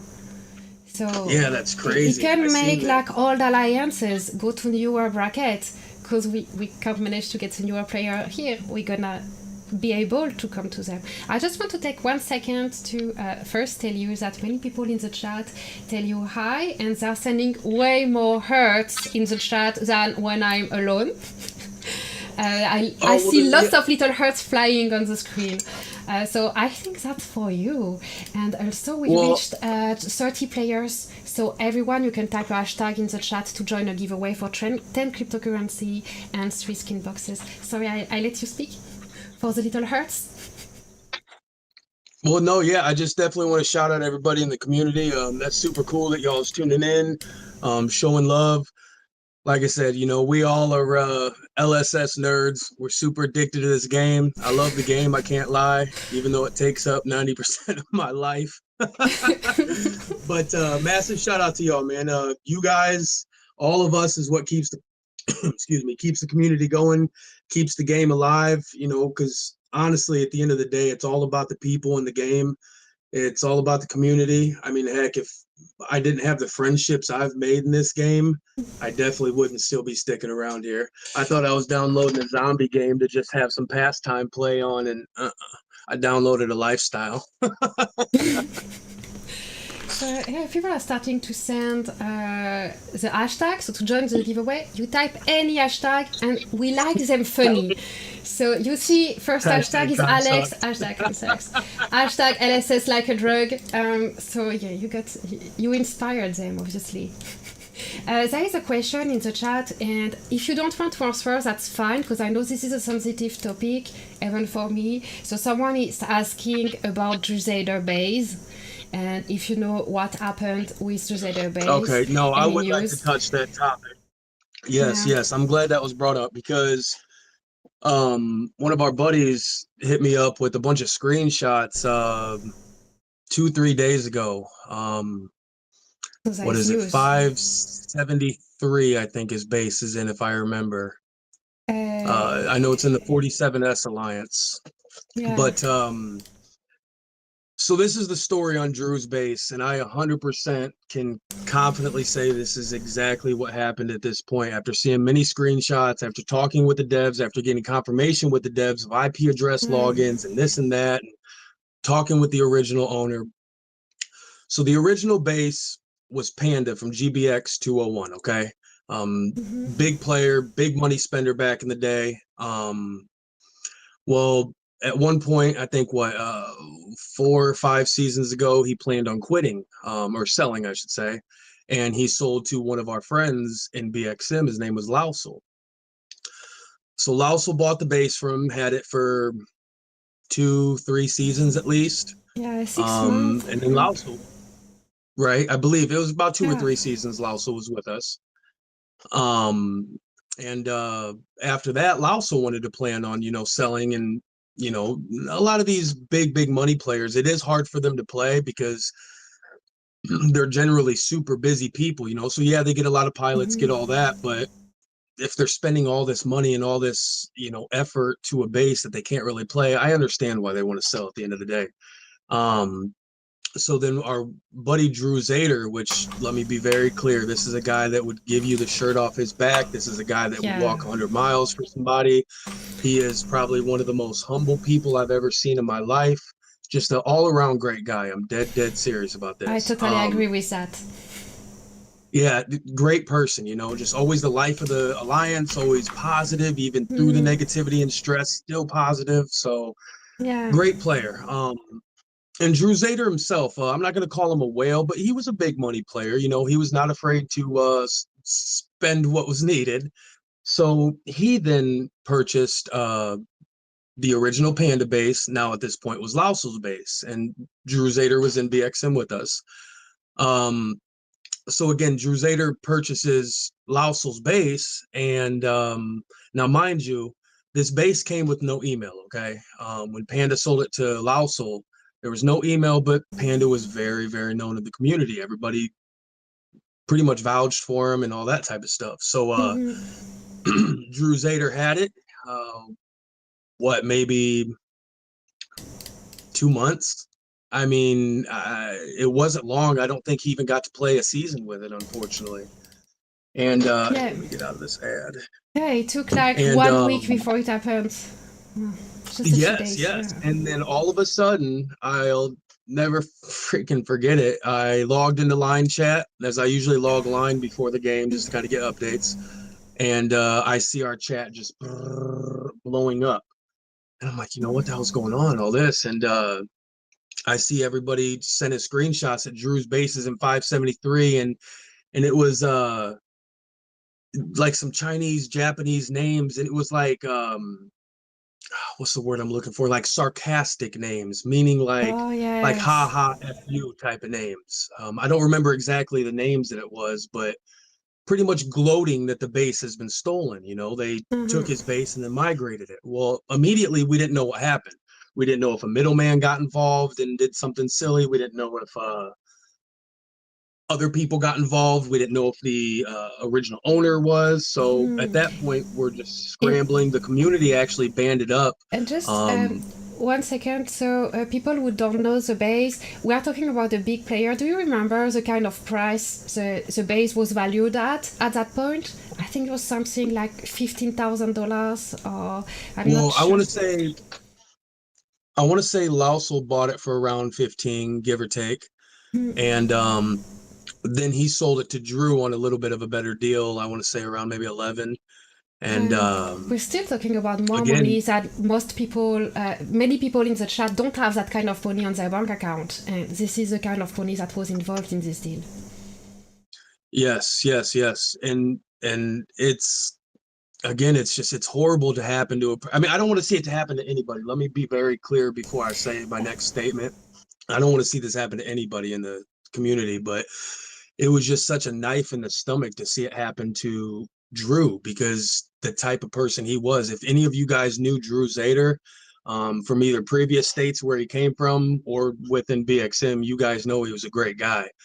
So ultimately, you know, Drew's base was taken. We then contact the devs. We go to the community. Community is now contacting the devs. Community is blowing them up. We start getting IP address logins from the base, which ends up being where Panda's from. And Panda's trying to tell us his email was hacked and he don't know. Well, then 2 weeks later, Panda's saying if we buy the email from him, we can get the base back. And then now supposedly I was sent screenshots that 47S, because, you know, they know that this is a stolen base. They know that, I mean, as you see my name tag in the game, Justice for DRUZADER, you know, I will hold that name tag for as long as possible. So, yes, there it is. That's Drew's base right there. Jarvis sent me in Discord, so I'm putting on the screen DRUZADER base, Panda's base, so the stolen base. Thank you, brother. Thank you. So yeah, so you know, we started messaging that base right there. We started getting cocky replies back from the base.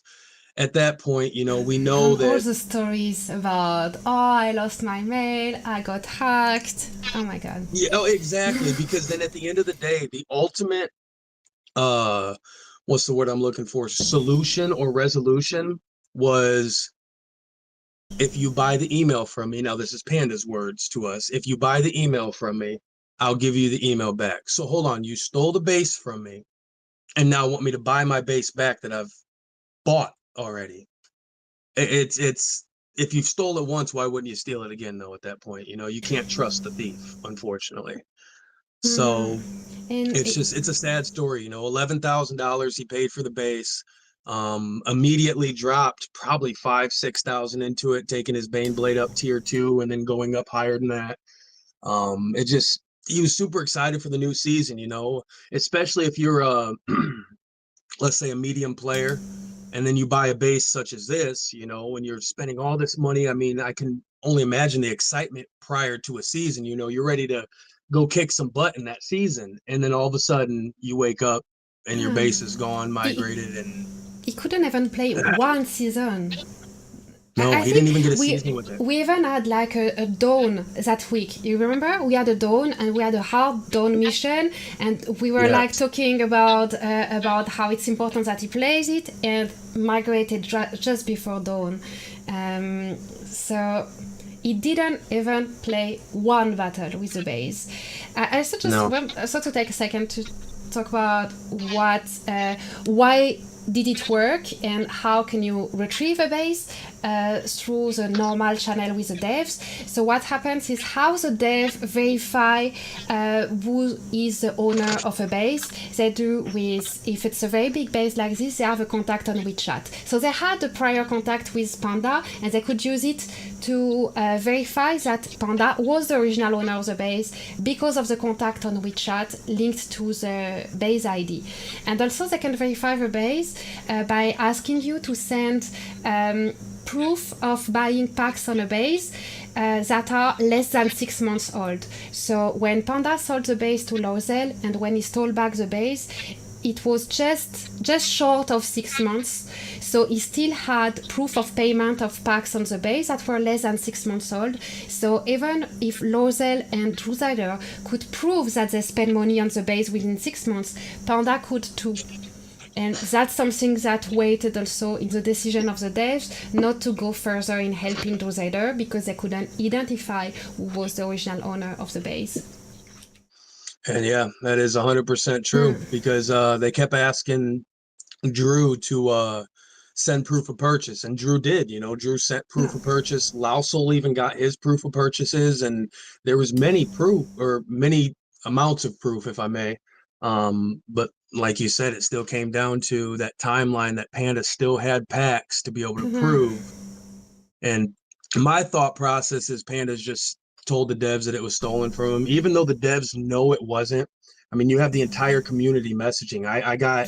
I'm not even going to completely try to exaggerate when I can say 100, if not more, messages from the community reaching out to us, like, you know, bro, yeah, I messaged devs, bro, I messaged devs, bro, which was incredible. I mean, such a great feeling. And I truly, truly thought we were going to get the base back because with how big of an uproar that happened, I was like, there's no way the devs aren't going to be like, oh, shoot, you know, we can't just let this base go. But then ultimately,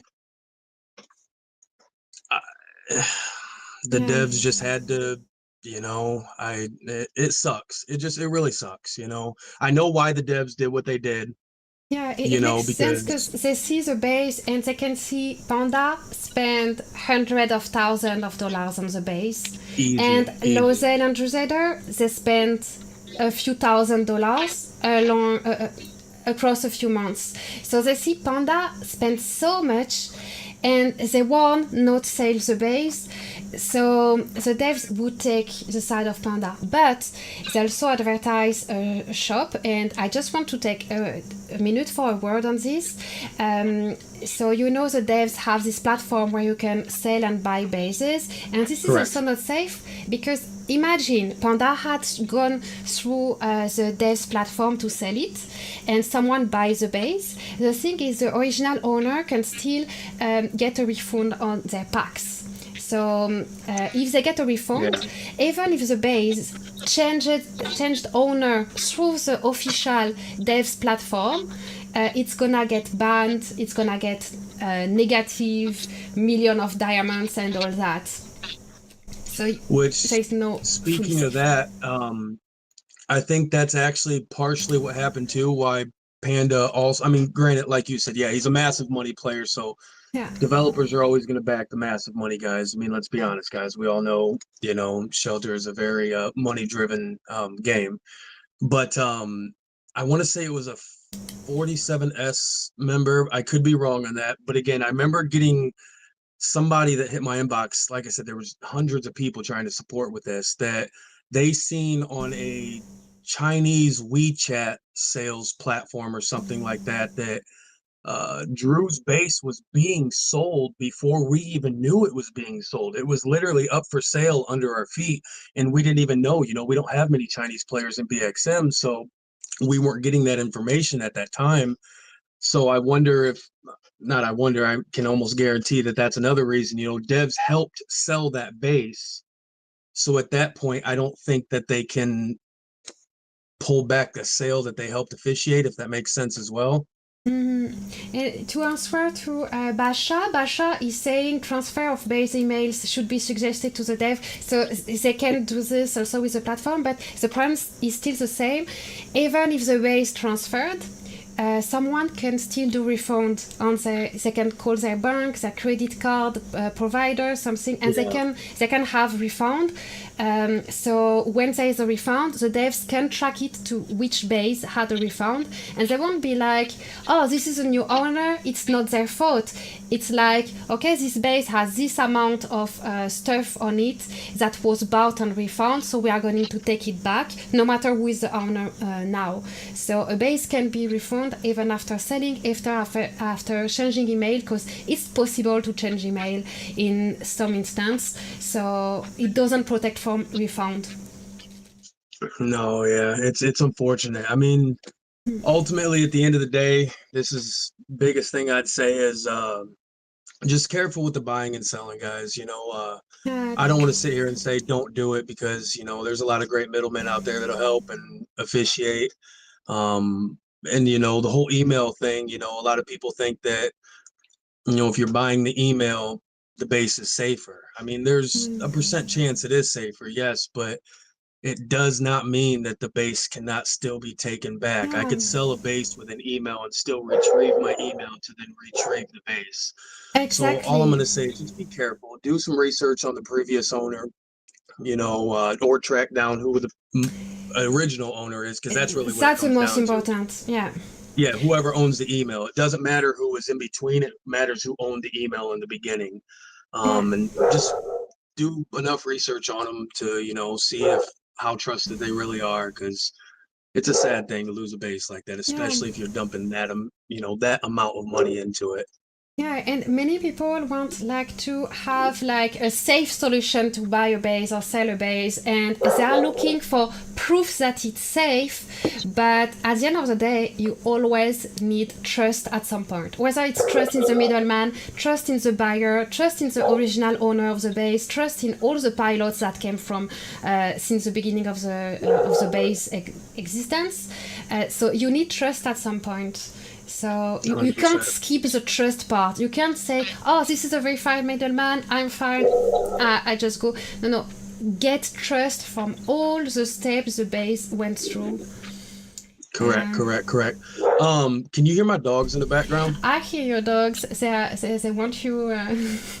No, they're barking at the neighbors. How about this? Give me 30 seconds. I'm going to take them outside, put them in their pen.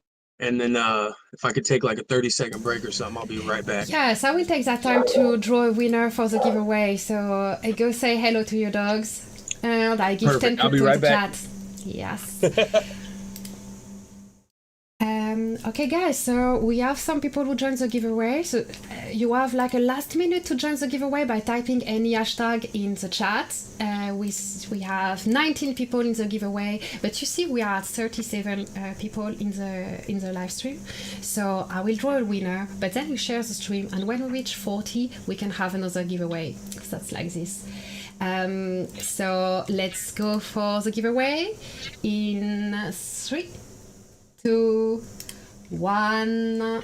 Roll it, and Jarvis has won the giveaway. I'm super happy with this, because Jarvis is the one who shared us this screenshot of the stolen base to help the stream be more illustrated. So congratulations, Jarvis. Send your profile ID in the chat so I can send you a code. And we just reached 40 viewers in YouTube. So keep typing some hashtag, make it funny or make it supportive for DRUZADER. Hashtag DRUZADER, hashtag LoveDrew in the chat to join the giveaway, the next one. Thank you, Jarvis, for your profile ID. I'm sending you the code right now. So as usual, you know me, I'm really bad at typing captcha because yeah, Dave thinks that I'm a bot. So verification code, this is the hardest part.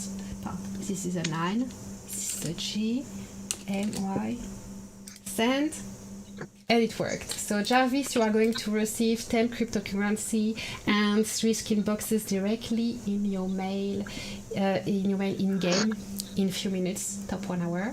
And welcome back, Convickt. Who won? Jarvis. Jarvis from 413. Yes, there's only one Jarvis. No, I didn't. I was making sure. Congrats, Jarvis. Congrats, brother. Okay, I'm going back to that was an emotional talk about DRUZADER that we miss terribly, and we reached 40 viewers. So keep typing hashtag to join the next giveaway, and let's talk about something more joyful.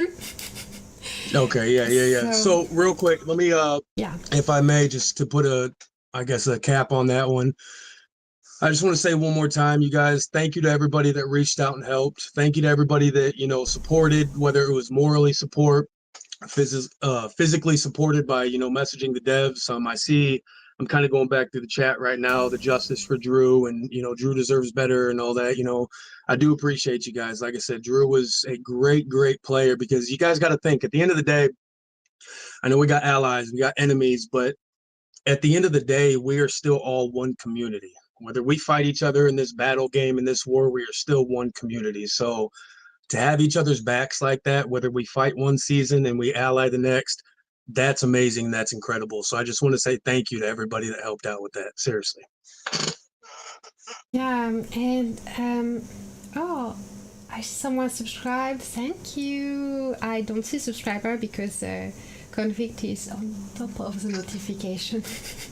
And about that, by the way, so you play for now 5-6 years, right? Yeah, pretty much however long it's been out, give or take-ish, I'd say. Yeah, and we both talk sometimes we will meet in real life. And yep. So talking about all those friends we make online, have you met some people in real life and how, you build actual real life bond with people in game? Well, I mean, yeah. So I've accidentally met somebody in real life one time. I was on, so as you know, I do music. I was on a tour. We were shooting out to, because I live in the Midwest area in America.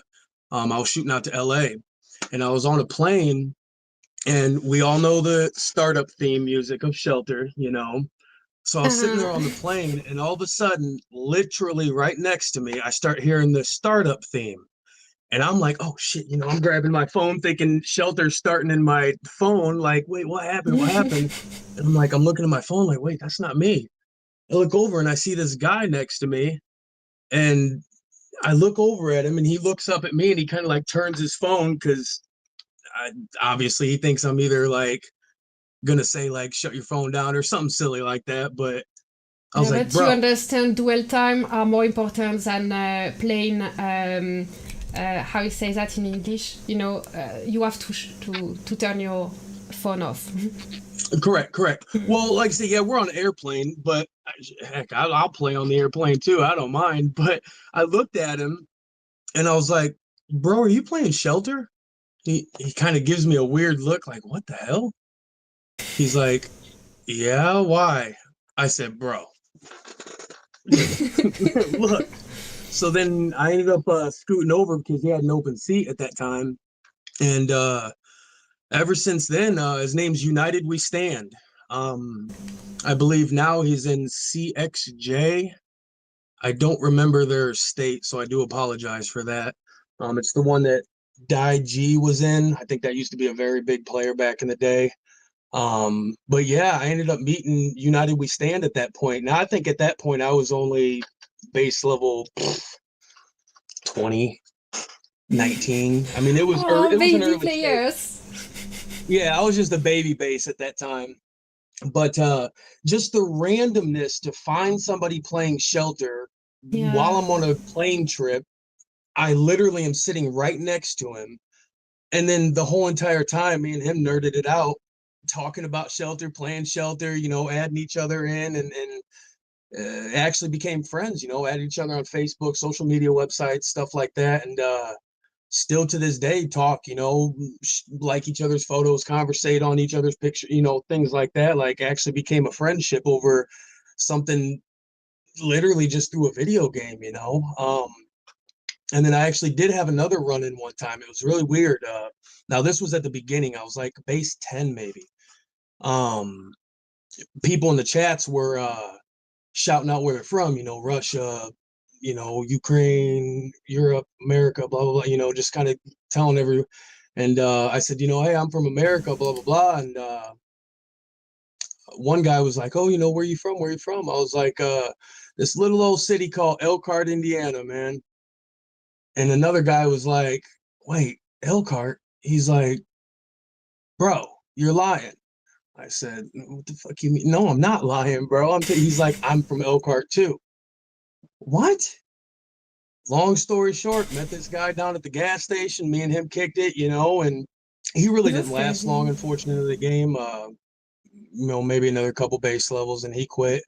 Because a lot of people, when they started this game, again, kind of back to what I said, I thought I was downloading a zombie game. You know, I thought I was downloading a Right. path. It happened to You me know, too. yeah, I didn't know I was downloading a lifestyle, something that, you know, I'm setting alarms in the middle of the night, something that's keeping me up till Right. 2 a.m. every night during evenings. So a lot of people aren't prepared for that type of gameplay. You know, even if you are a free to spend or free to play player, you know, that's fine. It does not 100% take money to play this game. That is the truth. You know, yes, it's harder to grow, it's harder to become, you know, bigger, stronger, this and that, but it is possible to free to play. But the one thing that it's not possible to do if you want to be in an active alliance is just log in once or twice a week. You know, that's unfortunately impossible to do. Most active alliances don't want a player like that. So wait, oh, what's up, wait? He knows Elkhart. Yep. RV capital of the world, bro. But so yeah, like I said, he didn't end up lasting. And then I have actually met one other person, which I'm not going to shout out that person that I met, but I went out to Chicago and met somebody actually one time, just to kind of hang out, kick it, you know, friendship, nothing like that, just a buddy that I know of mine. So yeah, so far I want to say I've met 3 people through Shelter in real life at this point. Yeah, and I like how you said it twice already that you don't know the lifestyle, and I can obviously relate to that a lot. And I feel like, especially as R4 or R5, also the other ones, of course, but I really want to do a big shout out to all R4 and R5 that are in chat right now. And you actually learn skills that you can apply in real life, right? Do you feel that, like the management skill that you take from managing actually 100 people or 200 people in Eden, all that in a multicultural environment? Do you use that? Do you feel that it helps you in your professional life or something, or in your real life? 100%. So I run a record label as well. You know, we have PRs on the team, we have management, we have marketing, we have, you know, artists underneath us and all that. And you know, management was something I was kind of already in prior to the game, but it was more a lower level of management, if I may. And the reason I say it like that is it didn't take as much it's not time or dedication. There's a certain word I'm looking for, but just internally being inside of the middle of the circle. And what I mean when I say that is, you know, being an R5, I'm a very, very, very active R5, you know, very active in the game, very active in, oh, it's ad. Very active in the game, very active in our players, you know. A lot of players will come to me with problems. A lot of players will just talk to me on a friendship level. You know, I'm a super cool guy when it comes to, you know, we like to joke around, we like to laugh, we like to have fun. I'm not that R5 that, you know, if you fart in the alliance, you're kicked out. No, we're gonna joke about it, be goofy, and you know, that to me that's what builds the friendship. Because again, like I said, I stand on it that if this game wasn't with the friendships that I've created and the people and the platform of that, I wouldn't be playing this game at all. You know, it's the people that keeps me here. So being the R5, back to your question, yes, I've learned so many more management skills because as we've grown in BXM and become, you know, I don't know what ranking we are, but you know, we're up there a little bit, I'd say, you know. It takes a lot more time, it takes a lot more effort, it takes a lot more dedication to play at that style because of the alliances now that it puts against us. So, you know, the management, the time management, the organization within it. You know, I'm a very unorganized person in real life. Let's be honest. You know, I kind of you know, noticed. you know, my ADHD is throwing me 30 different directions constantly, but you know, the management within this, you can't be unorganized. You can't be last minute with things, you know, or else it's going to fall apart. And when it falls apart, then your team morale goes down. When your team morale goes down, people want to log out. When people log out, you start getting swamped, whether it's Eden, Dawn, this, that, you know, and it's just a massive ripple effect. So I've learned to do my best to bite the stress in the butt, you know, bite the bullet, if I may. You know, bite my lip, but smile in the game, if I say, you know, because a lot of people in the game, they haven't seen me get upset or blow up. You know, I've had a couple moments of, you know, anger, but I do my best to not let that ever show because, you know, people look up to the R5s, the R4s, you know, and I even actually try to promote that everybody has a voice in BXM, you know, so I love it when people speak up, you know. I am no better than an R1 or R2, you know, R2s are no better than the R5. We are one team, we are united. But back to the management thing, yes, I've learned so much because of the dedication this game takes. Yeah. Do you have an example of maybe one time you were in real life? Maybe you don't have, and that's fine. But you are in real life, and you meet a problem or something, and when you fix this problem, you know that it's something that you learned from last shelter. Do you have an example of that, or maybe if you don't have, that's fine. Okay, so yeah, so let's say when it comes to the music, okay, last shelter is a lot of deadlines. Okay, reset, main gates open, dawn plus 12, you know, Oblivion 10:30, 15:30, you know, whichever time you pick. It's very, very punctual. You know, in real life, when it came to the music, let's say again, I'm speaking with the music. We have a song we want to drop. Okay, well, I used to be an open guy type of deal, you know, because when we drop, we send out to distribution companies, you know, we start getting our sound scans up, which is, you know, our royalties for, you know, radio play, this, that. And at the end of the day, I was very open. I was very loose about just like, oh, well, give me the song when you can, you know, maybe one of the artists calls, hey, bro, I haven't done the song yet. All right, man, I understand, you know, just get it done when you can. In the game, I've learned, you know, let's say 20 players Oblivion. I know 30 now in All Stars, but you know, back to the 20 generally what Oblivion is. You know, there's, and again, I'm not a dick, or I don't know if I can say that. I'm not a butthole, let's call it, when it comes to the players, but if you say you're going to show up, we need you to show up. Now, I understand life and death, family comes first, real life always comes first. But I've learned that in the game, if you say you're going to do something, at least attempt to do it. Okay, so to pretty much answer the question, I've started cracking down on the artist and even myself on punctuality. Okay, so let's say we have a deadline. I'm just going to hypothetically say June 13th we have to have a single drop by. Okay, well then by June 1st we need to have the single done so we can send everything out. You know, we're not just going to, oh, June 1st is not done, that's fine, we'll just drop it June 20th. You know, I've learned that punctuality and setting dates and completely sticking with the dates no matter what is huge, because at the end of the day, when you fall behind, you just keep falling behind because now you're constantly on a catch up. You're constantly on a catch up. So yes, I've learned many things that I've even applied to real life from the game itself, just being in R5 and being in an alliance that's, like I said, somewhere, somewhat bigger, that I get to actually apply to my everyday things that I do. Yeah, and about that, by the way, I want to thank you for the preparation of this stream, because for those in the chat who missed the beginning, he actually stayed up to 1:30 in the night to prepare the clips that I already sent 2 clips before in the stream, and I will show more. So thank you a lot for preparing this all night. That's why we are both a bit tired this morning. I don't sleep anyways. I'm always up. Go to sleep late, wake up early. That's my lifestyle, unfortunately. And about your music, I guess some people in the chat don't know. They saw a clip of you earlier, or 2 clips of you earlier, and we saw you right now. You have kind of an atmosphere in your place. Like, you have a wall. My wall is not painted like this. Can you talk to us about it? About this wall back here? Yeah, what size is music taking in your life? You are in a basement that is dedicated to music or something, or yeah? So how is it? Basement Tell us everything. Right here. This is my home studio.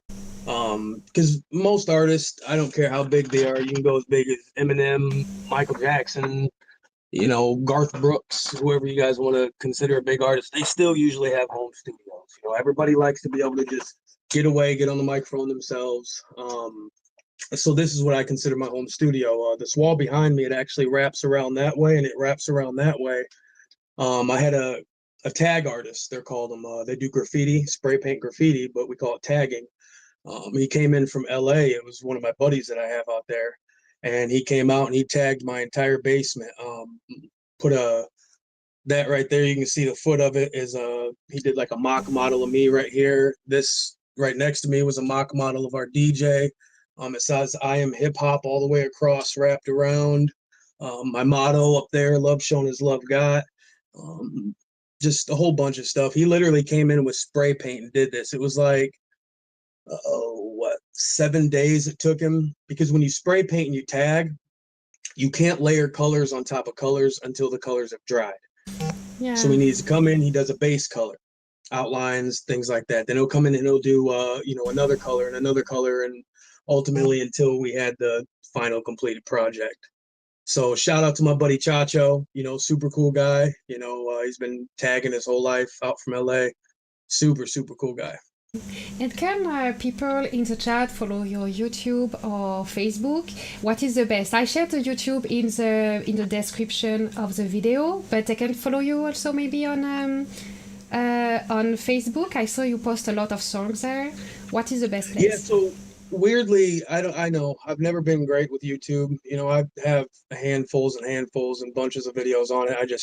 All my main goes into Facebook for some reason. I am monetized with Facebook, so I do work with them quite a bit more than I do with YouTube, which I know YouTube is a more beneficial platform for an artist, or even a content creator, period. It doesn't even have to be an artist. But yeah, the Facebook's a huge way. I usually do my best to try to respond. In real life I am super busy as well. You say what? You respond to all comments on Facebook. That's crazy, because you have hundreds of comments on each video. Yeah, I try to. Sometimes it does get rough, especially, like I said, playing the game. I'm a very dedicated, avid player. So I'm always trying to work with the Alliance and all that. And I know a lot of my team's like, come on, Con, I've been, unread for, hours now, blah, blah, blah. Bro, like, I just dropped a song, man. I'm trying to, comment with everybody there and comment back here, and still, thank the Lord. Thank the Lord, we have a great team of R4s that take up, slack if I do have to step away for a minute, because my goodness, I'd be lost if, we didn't have who we had within the game. So I do try my best to do a game life balance. And I know that's probably goofy to hear, especially if you don't play the game. Like, hold on, wait, what? You're that dedicated in the game? Well, for the people that play this game, y'all do understand how dedicated we all are. So, And here in the chat, Nicola is, Nicola, how she says that, is a special kid of BXM. She's asking if you're on Spotify. The answer is yes, but you are not updating it with your new songs. No. Okay, so what happened was, yeah, that's a good story right there. So Tell us everything. one of the albums that I dropped, I want to say it was 2018, we dropped, it's called I Am Hip Hop album, which was, where the tag came in and all that stuff. I go by Ayron under the music. And when I dropped the album, okay, there's a thing called BMI and ASCAP. I'm with BMI. It's a licensing company. They took my album and put it under some electronic guy. He's in Nigeria. And he got my album.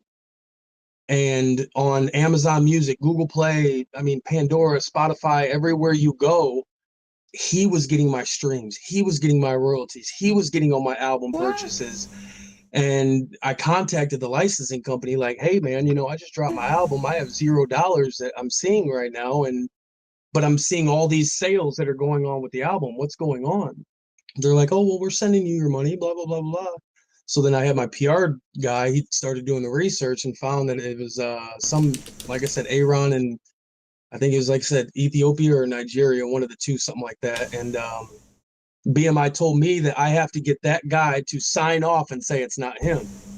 Well, if this artist has never really made money and all of a sudden now he's making money off some other guy, why would he want to sign off? He don't know me. He's not going to just be like, oh, yeah, here's all this money I'm getting. Take it back. So after that, I stopped the Spotify for a sec. I stopped all my streaming. Because I wasn't going to keep feeding some random person that I don't know, all this money and time I put into these albums and studio time and marketing and all this to just have everything go to some random guy I've never met. Okay. So we did an artist separation thing, it's called. I hired actually an attorney to have to do this, or my PR did for me, I should say. And he got all that settled out. And I think we're good. We got the new album coming. It's called The Odyssey. That'll be dropping within the next, I'd say, 2 months. The album's on complete. Spotify? We're just completing the videos now. You what? Will it be on Spotify, your next album? Oh, it'll be everywhere. I'm finally back to be able to upload all my own stuff for myself. So right now, if we listen to your old song on Spotify, are you getting the royalty or do the random Nigerian? Yes. Okay, so we can listen to you on Spotify. Okay. But I don't promote the Spotify just because it's, it's a lot of super old stuff at this point. I've grown over time. That was 7-8 years ago. And I've been battling this with lawyers and attorneys for years. Obviously, as you see, I still put out music constantly.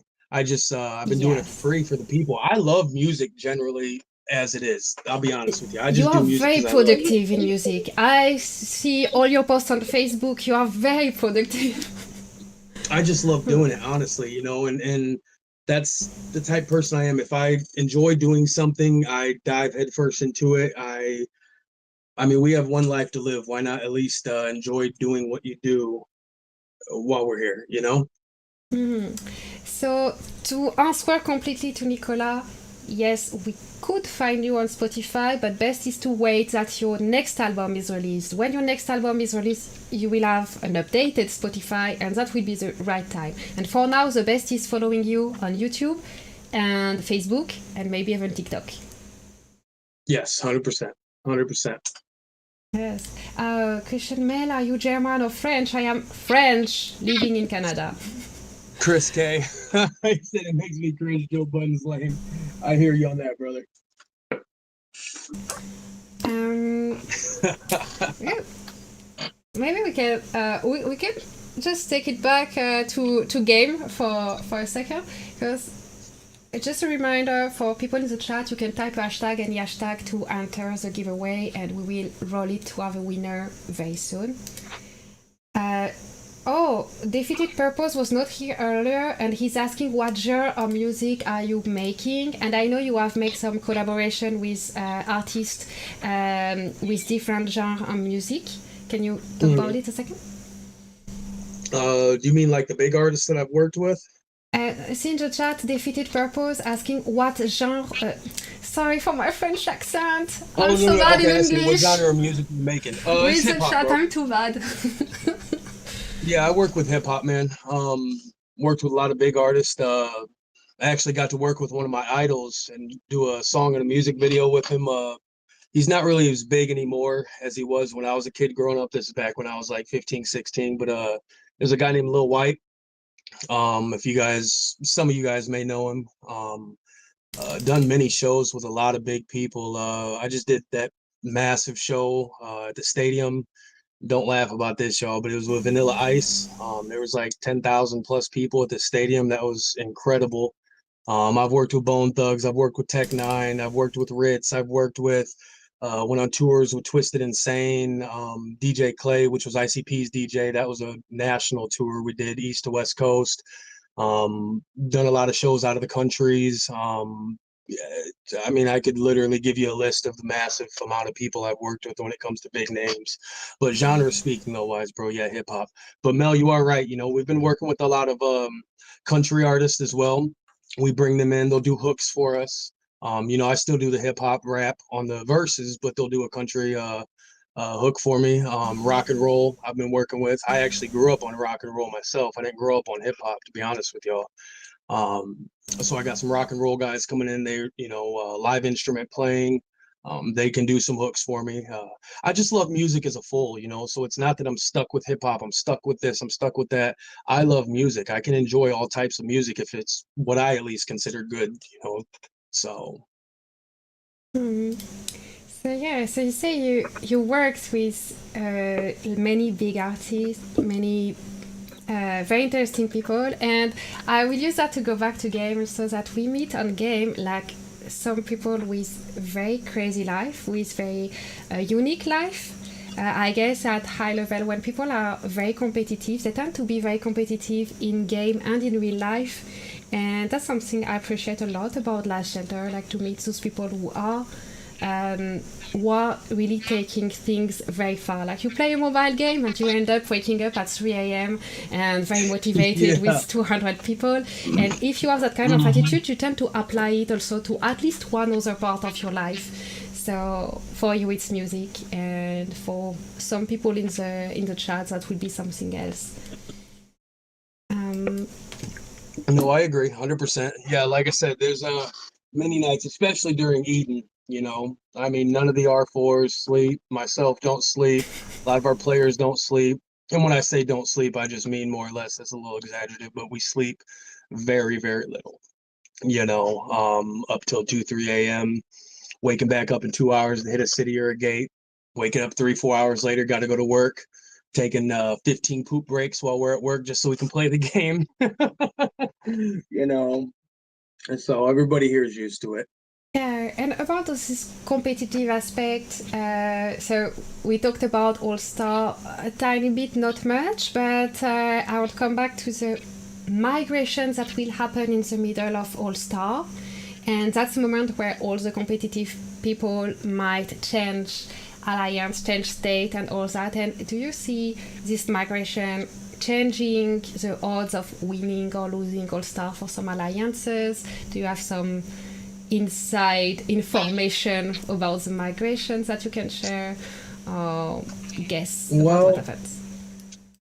I don't want to speak too much on what BXM is doing just because you know, we do have big plans of what's coming up. I think actually you know a little bit about it, but again, I'd rather keep that under the blanket for now, if I may. As with other alliances, do I see them, you know, grabbing up more people, all that? Well, yeah, because I want to say what All Stars is going to be halfway through, maybe a little more by the time the season's over, right?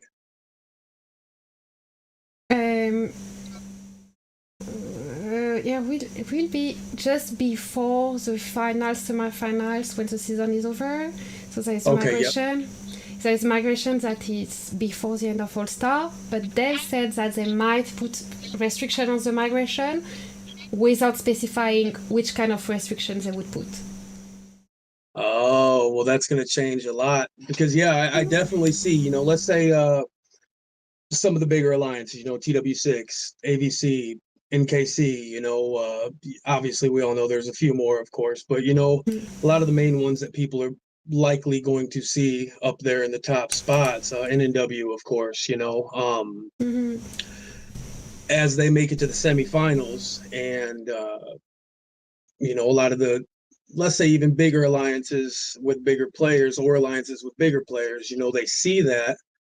They see that they still have a chance to win by migrating to these bigger alliances. So do I see TW6, ABC, NNW, NKC, and others picking up some more big players if possible, if restrictions don't hold them Yeah. back? Oh, of course, 100%. Because again, at that point, now you are in the tunnel race, meaning you have just a certain amount of alliances that's left that is going to make it.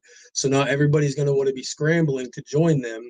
And these bigger alliances, they see bigger players wanting to come to them. They know that increases their chance, of winning.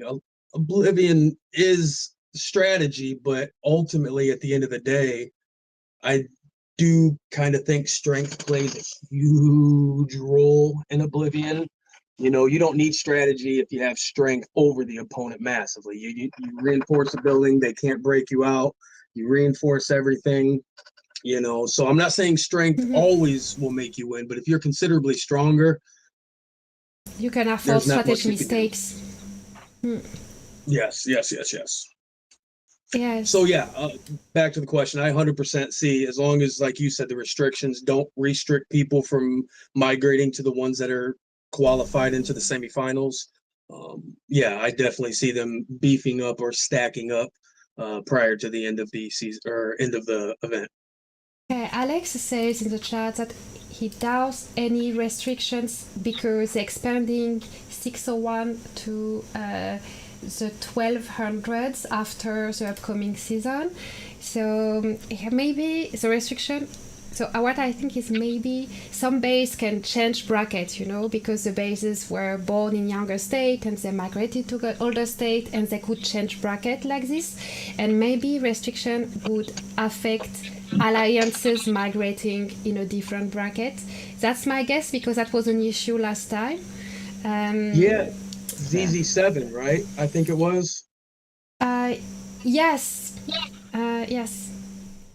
I want to say, I don't remember exactly, but I think it was ZZ7 last All-Stars got disqualified for a minute because of their shell. So they had to hurry up and join an older shell to stay in the All-Stars, I think. Again, Exactly. I could be wrong. So yeah, exactly. Because like there was also an instance with 491 that tried to migrate two alliance shell from different brackets to have in the same state play two different brackets of All-Star and move players between the two alliances to play both brackets of All-Star, which didn't work. So they've changed it and they played the same bracket, I think. So yeah, that kind of trying to work around the game's rules, and the devs don't really like it, so they might be focusing on the alliance migration.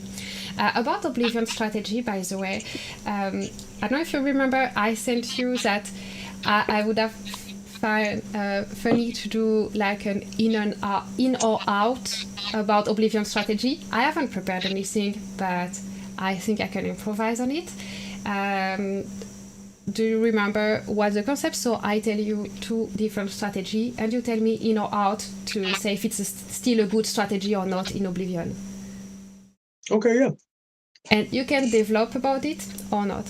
So in the strategy of Oblivion, let me hide the game so we can see better the map behind us. Where is the game? Boom, hidden. So we see a little bit better the map behind us. Not very well, but that's fine. So you know how in strategy at some point all alliances tended to put all monsters in center, so all monster bases in center, in or out for the Oblivion strategy. So I don't think it's a good idea to put all your monster bases in the middle. As of the rocket shops, which are left and right, are really the biggest point netters for the structures. I think spreading out is kind of one of your best ideas, if I may. Again, holding them rocket rocket ships down is a super, super key point. I've seen many Oblivions where, you know, someone will push up to the middle, they'll get the keys. I mean, heck, they'll even get all 3 keys, but then still lose the match due to the outside structures. So is the middle important? Yes. I'm not saying it's not, but is it the make or break of the game? No, it's not. It's really not. All the structures around are generally the make or break of the game. You know, you hold both of them rocket ships, that's a massive amount of point incomes. You hold the armories. I mean, that's a considerable boost for your strength and your power, which obviously reinforcement, breaking reinforcement. So do I think putting everything down the middle is a good idea? No, I really don't, honestly. Yeah, thank you. So next, putting your weaker player on gathering and building towers. In or out?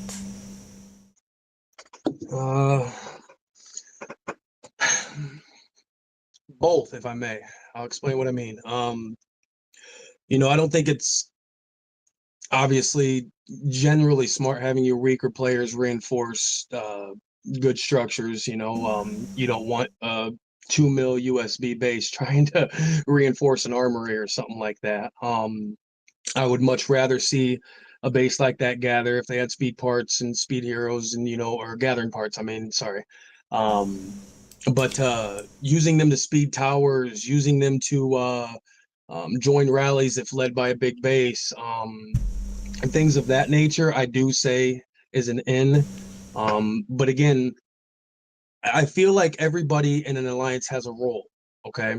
You got your front line, you got your middle line, you got your back line type of deal, right?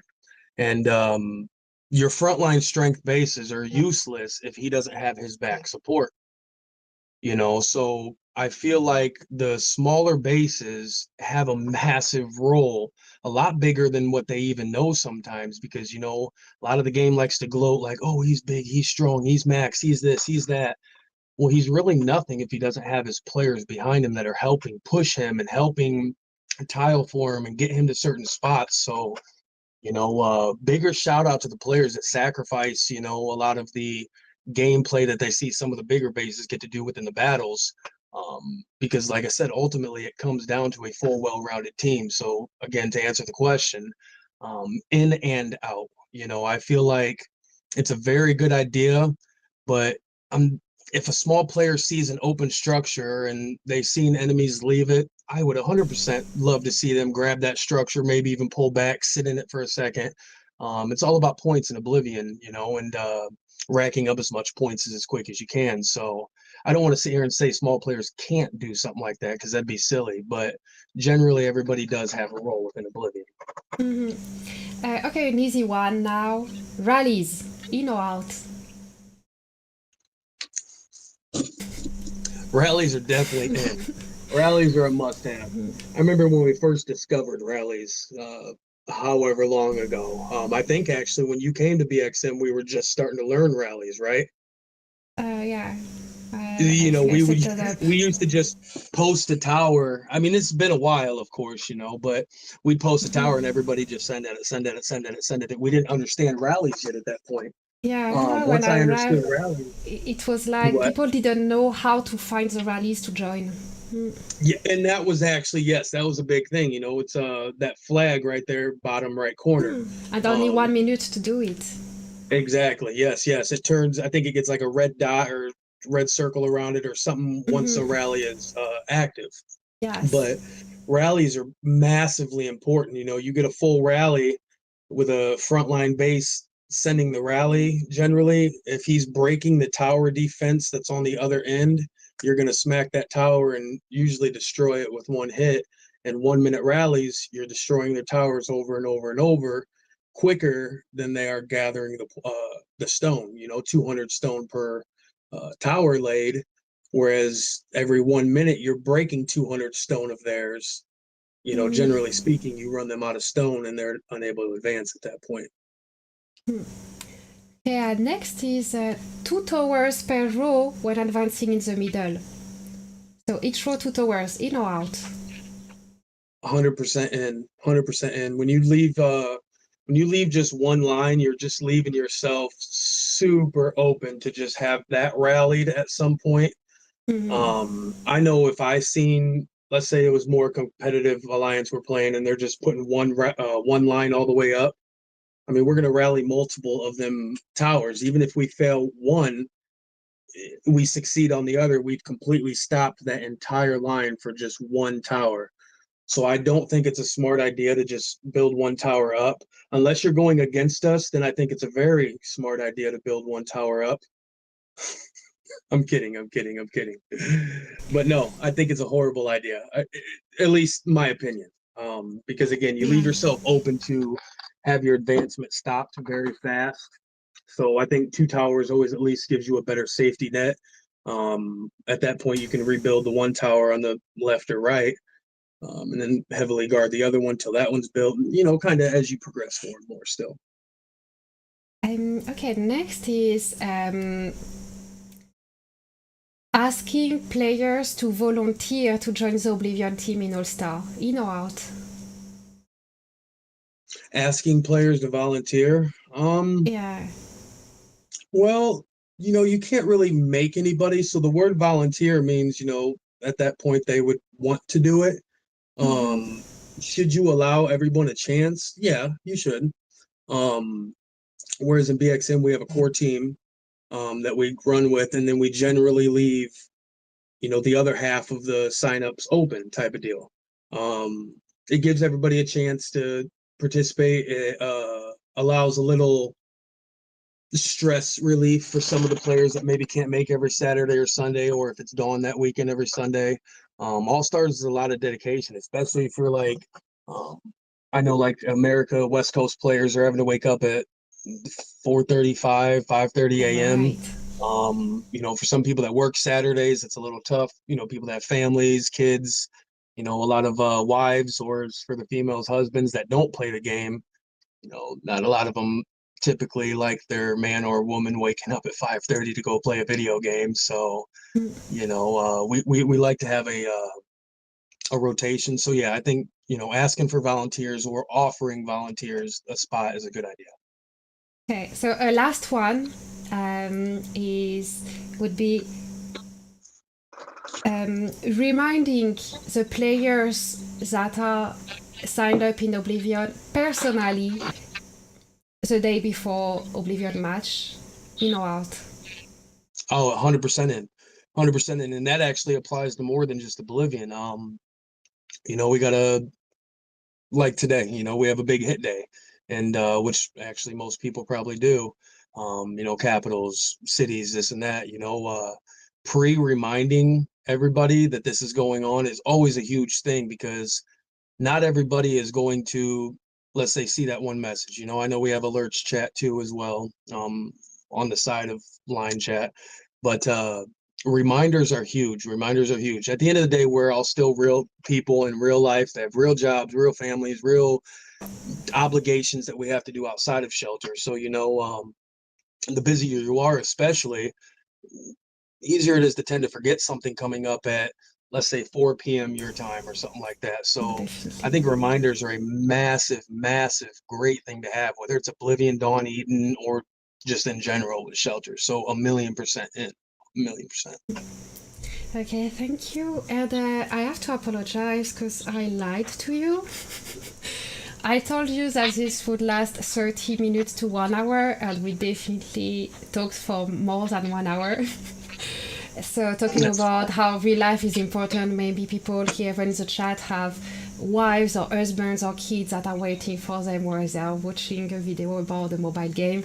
I think it's time to wrap up.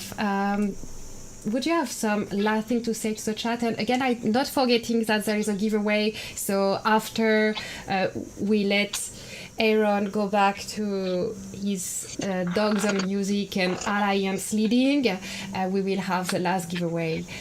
So do you have something like a message for all the community that is here in the chat? Yeah. So at the end of the day, again, shout out to all y'all that play this game. You know, I know I just said it earlier in the chat, but if you weren't here, I'm going to just more or less reiterate it and say it again. We are all one community. We are what makes shelter shelter. So preserving each other is a massive thing. Again, we lose more players, we lose the game ultimately. we have nothing to play for. So shout out to everybody that tries to stay positive in the game, tries to unite, tries to, be cool and positive to everybody they meet.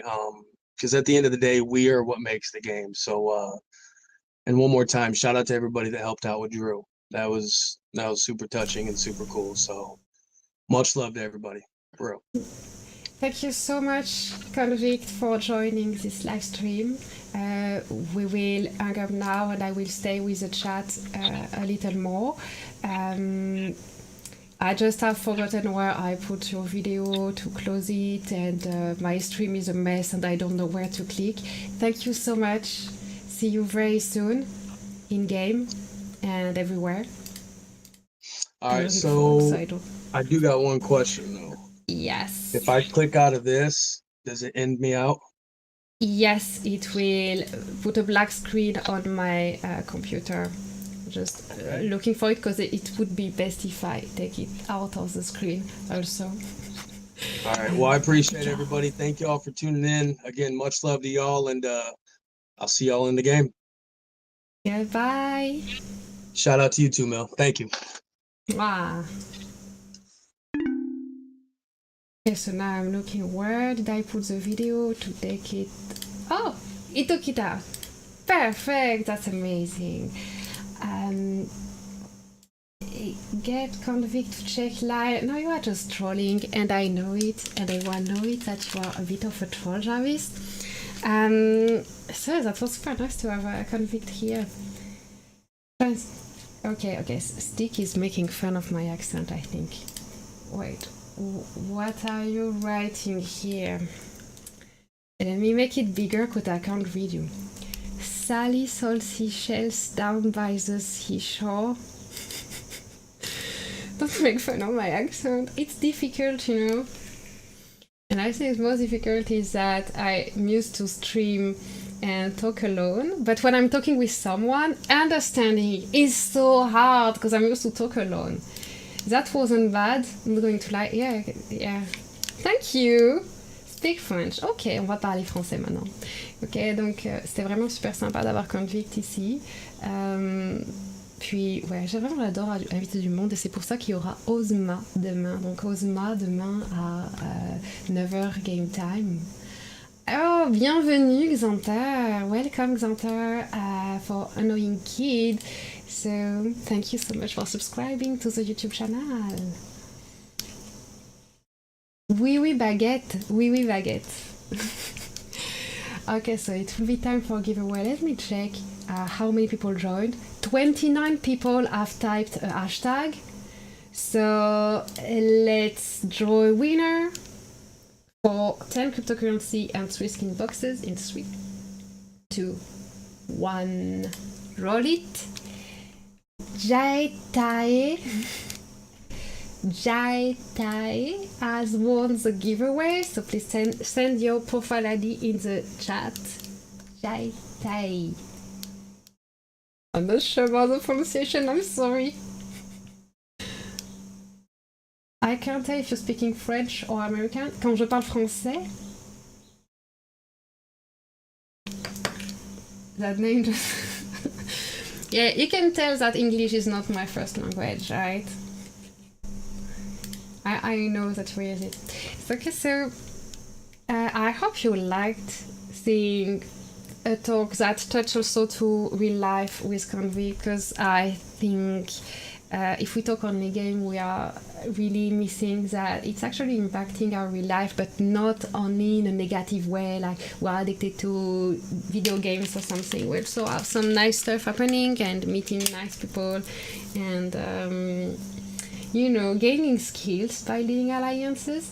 So I think this is important to talk about this also. And yeah, I like having people in live stream, and I want to have more people in live stream. So Basha, if you're still watching, this is your place. And not next, because next is Ozma tomorrow at 9 a.m. game time. So with Ozma we will talk about rogue life and why everyone should rogue and how rogue is the best way of playing the game. He doesn't really call that roguing because he only does it in Eden, but that's the idea. How did he say it? He told me, I'm just playing the game the way it's intended to be played. Frenchish. Basha was earlier in the chat. I don't know if he's still here, but I've asked him to come in live stream. He's kind of a busy person, but I think we would both like it.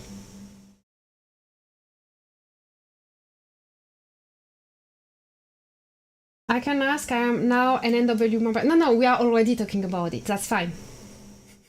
We already talked about it. We just didn't fix a date to go in live stream. But we already talked about it. I've known Basha for years now. We were in same state in 554. 554 was already 2 or 3 years ago. Now tomorrow we'll have, for those who don't know who exactly was Convickt, apart from this cool guy that we just saw, this is this big boy. I was in EVR for 554. Yeah, I remember you, Stick, from EVR. 554 was the last state where I was R5 of FWB, T9S at the end.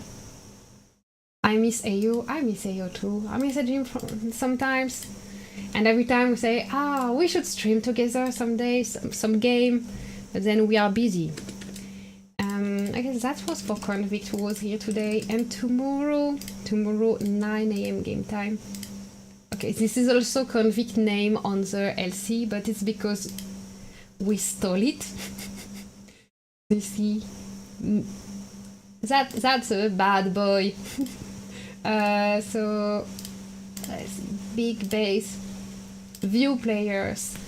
That will be who comes in live stream tomorrow, because I know when we talk to old state, I say Ozma, everyone knows who I'm talking about, but maybe in your state people don't really know. This is Ozma, and he's very known for fighting his own faction in Eden, and the thing is, I'm not sure he really tries to do it every time, but sometimes his reputation makes his faction expect to fight him, so he ends up fighting his faction. I hope not yet. We'll know tomorrow. Ozma is all bark, no bite. I assume live stream will be fun tomorrow, because we send each other a voice message, and I think it will be fun. That LC fight was super funny. I tried to be here, but I was so sleepy. Couldn't. I was running around him. Oh. Yeah, but Stick, you're kind of a small base. No offense, but you are a small base, so I guess you didn't worry him much.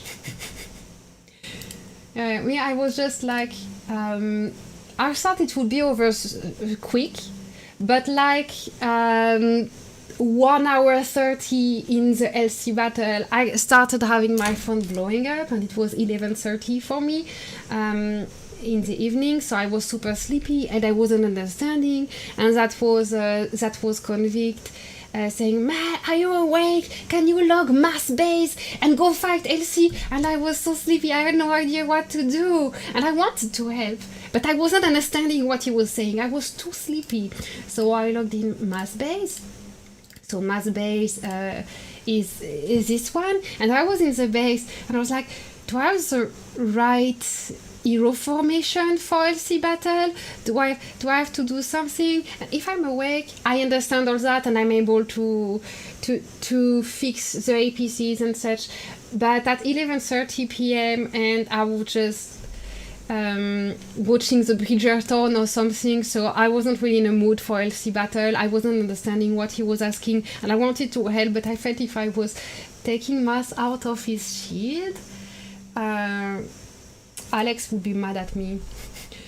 So I spammed mass Alex until someone took the base. I'm hold fast, my baby base this time. I didn't know you are same person, hold fast and stick. I didn't know. no offense to Ozma, but you don't need that level of thinking if you're a masochist. I mean, yeah, that's what I would have assumed. But again, it was 1 hour 30 after the beginning of the LC battle, and Convickt, who you saw earlier, was spamming me in line. So I don't. If he's spamming me, he's stressed. I'm stressed. I was just watching Bridgerton. I was not exactly in the fighting mood. Want mine? Your base? I take your base, please. I take everything.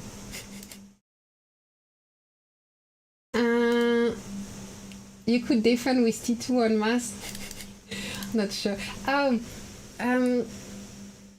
I see now we have 31 people in the giveaway. We will draw a win. No. Yes, we drew a winner actually, and JT didn't send the profile ID. So I will give you a minute to type hashtag again, and we will draw another winner. I will show you another little video of Convickt.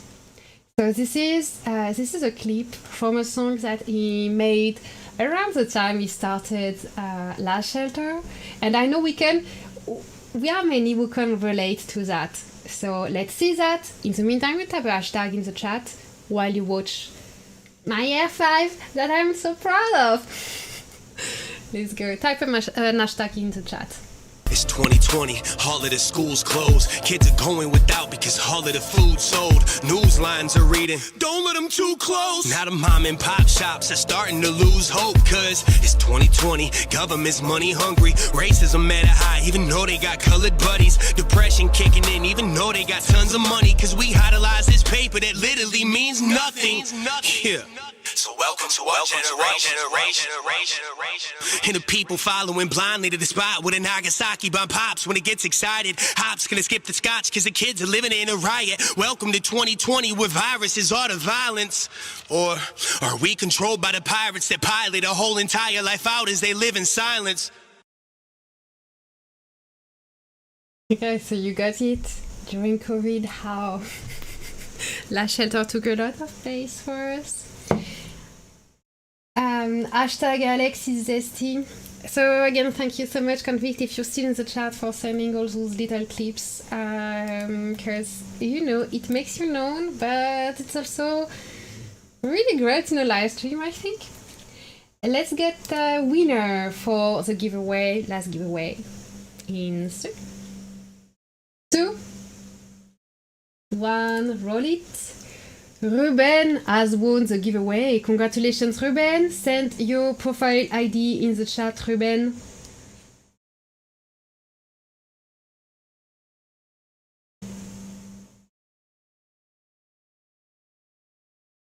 And I got muted for 24 hours because I was trash talking Ozma. You're a bad person. Trash talking is so bad. By the way, Ozma asked me not to moderate the chat tomorrow, and just so Toru still moderate the chat tomorrow, but so everyone knows, this is not a request from Ozma but from me, because I am sensitive. I don't want to read trash talking, but Ozma asked no moderation. I burned Ozma today. That's nice, Alex, but you are kind of a pyromaniac sometimes when you play. He said I had small pee-pee. He said that to you, Stick? Oh, that's so mean.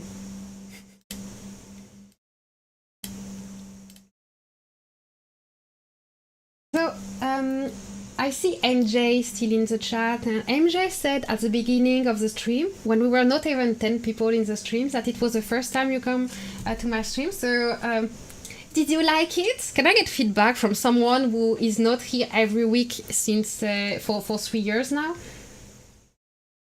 I wasn't talking about my base. Oh. Ah.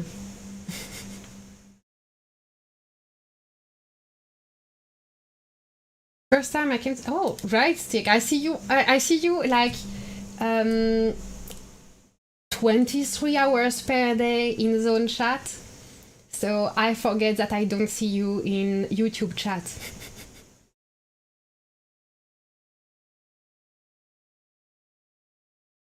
But am I shielded? Should make sure that, oh, I'm shielded, that's fine. I probably have 0 points in Clash of Alliance. Do we have targets today? Probably. Also, like, alerts on my phone at 6 AM saying, capital time, log in! It's 6 AM, people!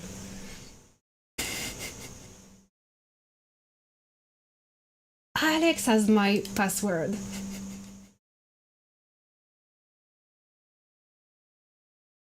Don't leak anything. Yeah, if I go in Eden, people will know that we take cities in our faction on a Sunday.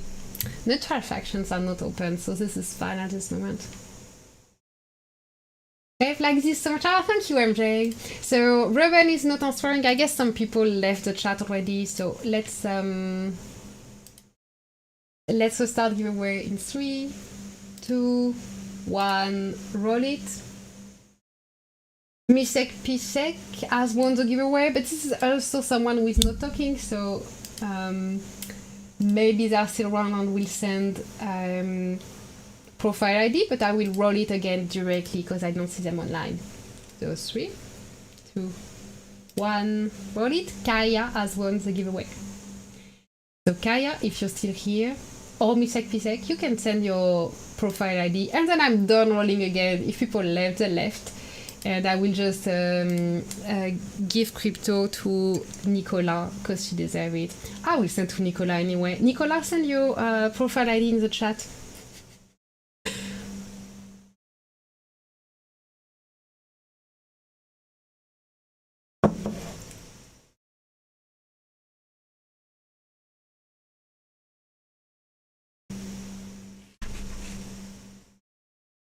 When you next stream? Tomorrow. So next stream will be tomorrow at 9 AM game time with Ozma. And something you don't know about Ozma is like he's so organized. Like he has questions about the stream, he wants to test stuff and to talk about what we are going to talk about. And at the same time he says, don't moderate the chat, I'm here for the drama and all that. But he's so prepared. I'm super surprised with that, and this is actually nice to prepare a live stream with Ozma.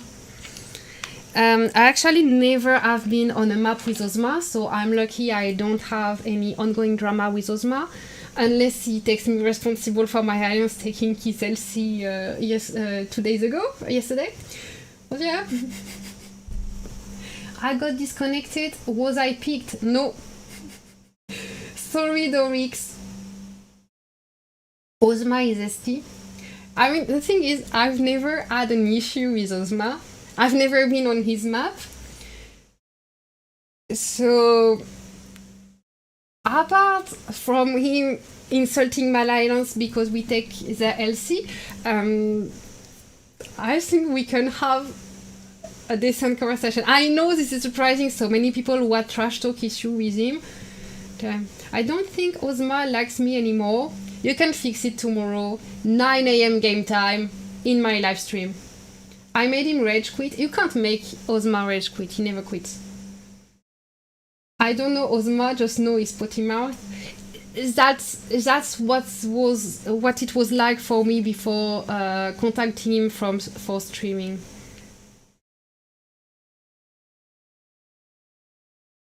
Seven PM for you, MJ? 7 PM? Oh, where are you in the world? That's like Middle East? Or Russia? Middle East? That line in the world? Where is 7 PM right now? I zeroed him with missiles. And they put so much limits on missiles, I'm surprised. Okay, anyway, it will be time for me to go, cause I'm hungry! 7 p.m. is Thailand. It's that early in Thailand. I thought Thailand would be like 11 p.m. or something. See, my voice is sometimes lost. That means it's time for me to go. So anyway, thank you very much. I appreciate a lot everyone showing up today, and especially Convickt, and talking about Weaver brought out the topic of DRUZADER also, and Jarvis for helping behind the scene and all that. Thank you so much everyone for showing up today. And I will be gone because my neurons are not connecting anymore. I have no idea how big streamers do to stream 7 hours straight. See you soon. Subscribe to the channel. Click on the bell to get notification. Follow on Twitch and YouTube. And see you very, very soon. There is a Discord link in the description of the video to join and get all notification. Bye-bye. See you tomorrow, 9 a.m. game time.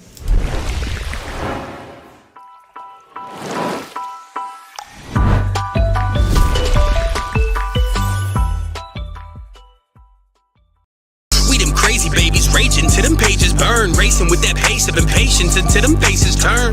On that basis, it's basically like I'm chasing, I'm killing this competition. My pencil just ain't erasing, so hold my bear, I'm throwing it in gear. My crazy building up, I see it growing in the mirror. And now we got it, it's out of pocket, it's sonic, it's side of me at its best. And I don't know if you bought it, cause we gon' pile up trying to find us that pile of fighters. You see them tires, the minute that shit gets fired up, we kiss the bullets to send it up when we pull it. We back the shit up, we talk, so my driver's seat just a toilet. So I'm parked with the Parkinson's in that parking lot marketing in my marvelous cardigan, running bars like a guardian. I'm that carcinogen and arsonist mixed with a force in this. I'm the cause of this. Boy, I keep pissing that awesomeness on that nodding out from them vitamins, vibing out on that.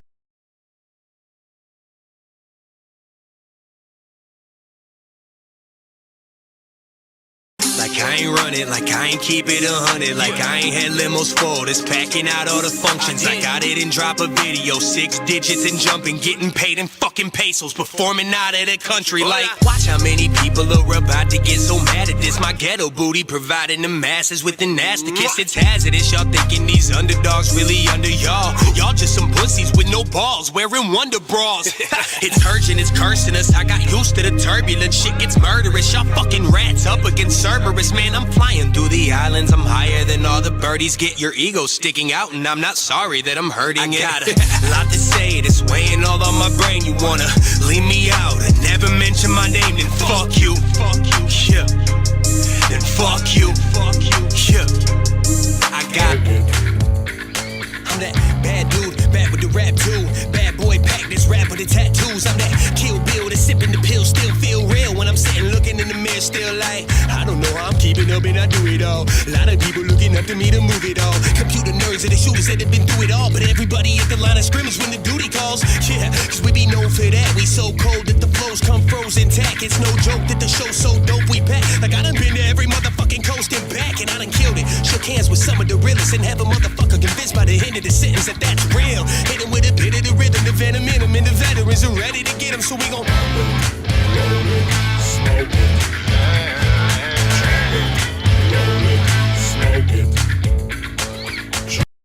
I think it's like I'm broken, stuck, and I don't know if I'll get close enough to open up. I need to let it be. No, I should set it free, or I should take my issues, noose them off that mezzanine. I battle battles that most men can never handle. Captain of the Titanic, trying to row the boat with the paddles. Yeah, I'm in the pilot's seat, half asleep, and the plane is going down. Even my parachute abandoned me. Yeah. That's the story of my life. I feel I swallow swords with no glory for the fight. I feel I'm facing problems that have built up from the bottom. Now they bigger than some boulders. I don't know if I can stop them, but I'm trying. Searching over this whole earth for that solution. So I'm wishing till this wishbone works. It's getting hard, like a dog trying to catch its tail. I'll take 11 steps, even if 10 steps fail. Yeah. Who would've thought that dude would've brought that scripture that was cold? Now he moving a lot, cause dude really got that vision that is gold. Boy, he dedicated. Yeah, boy, he dedicated. Yeah, I say who would've thought that dude would've brought such fire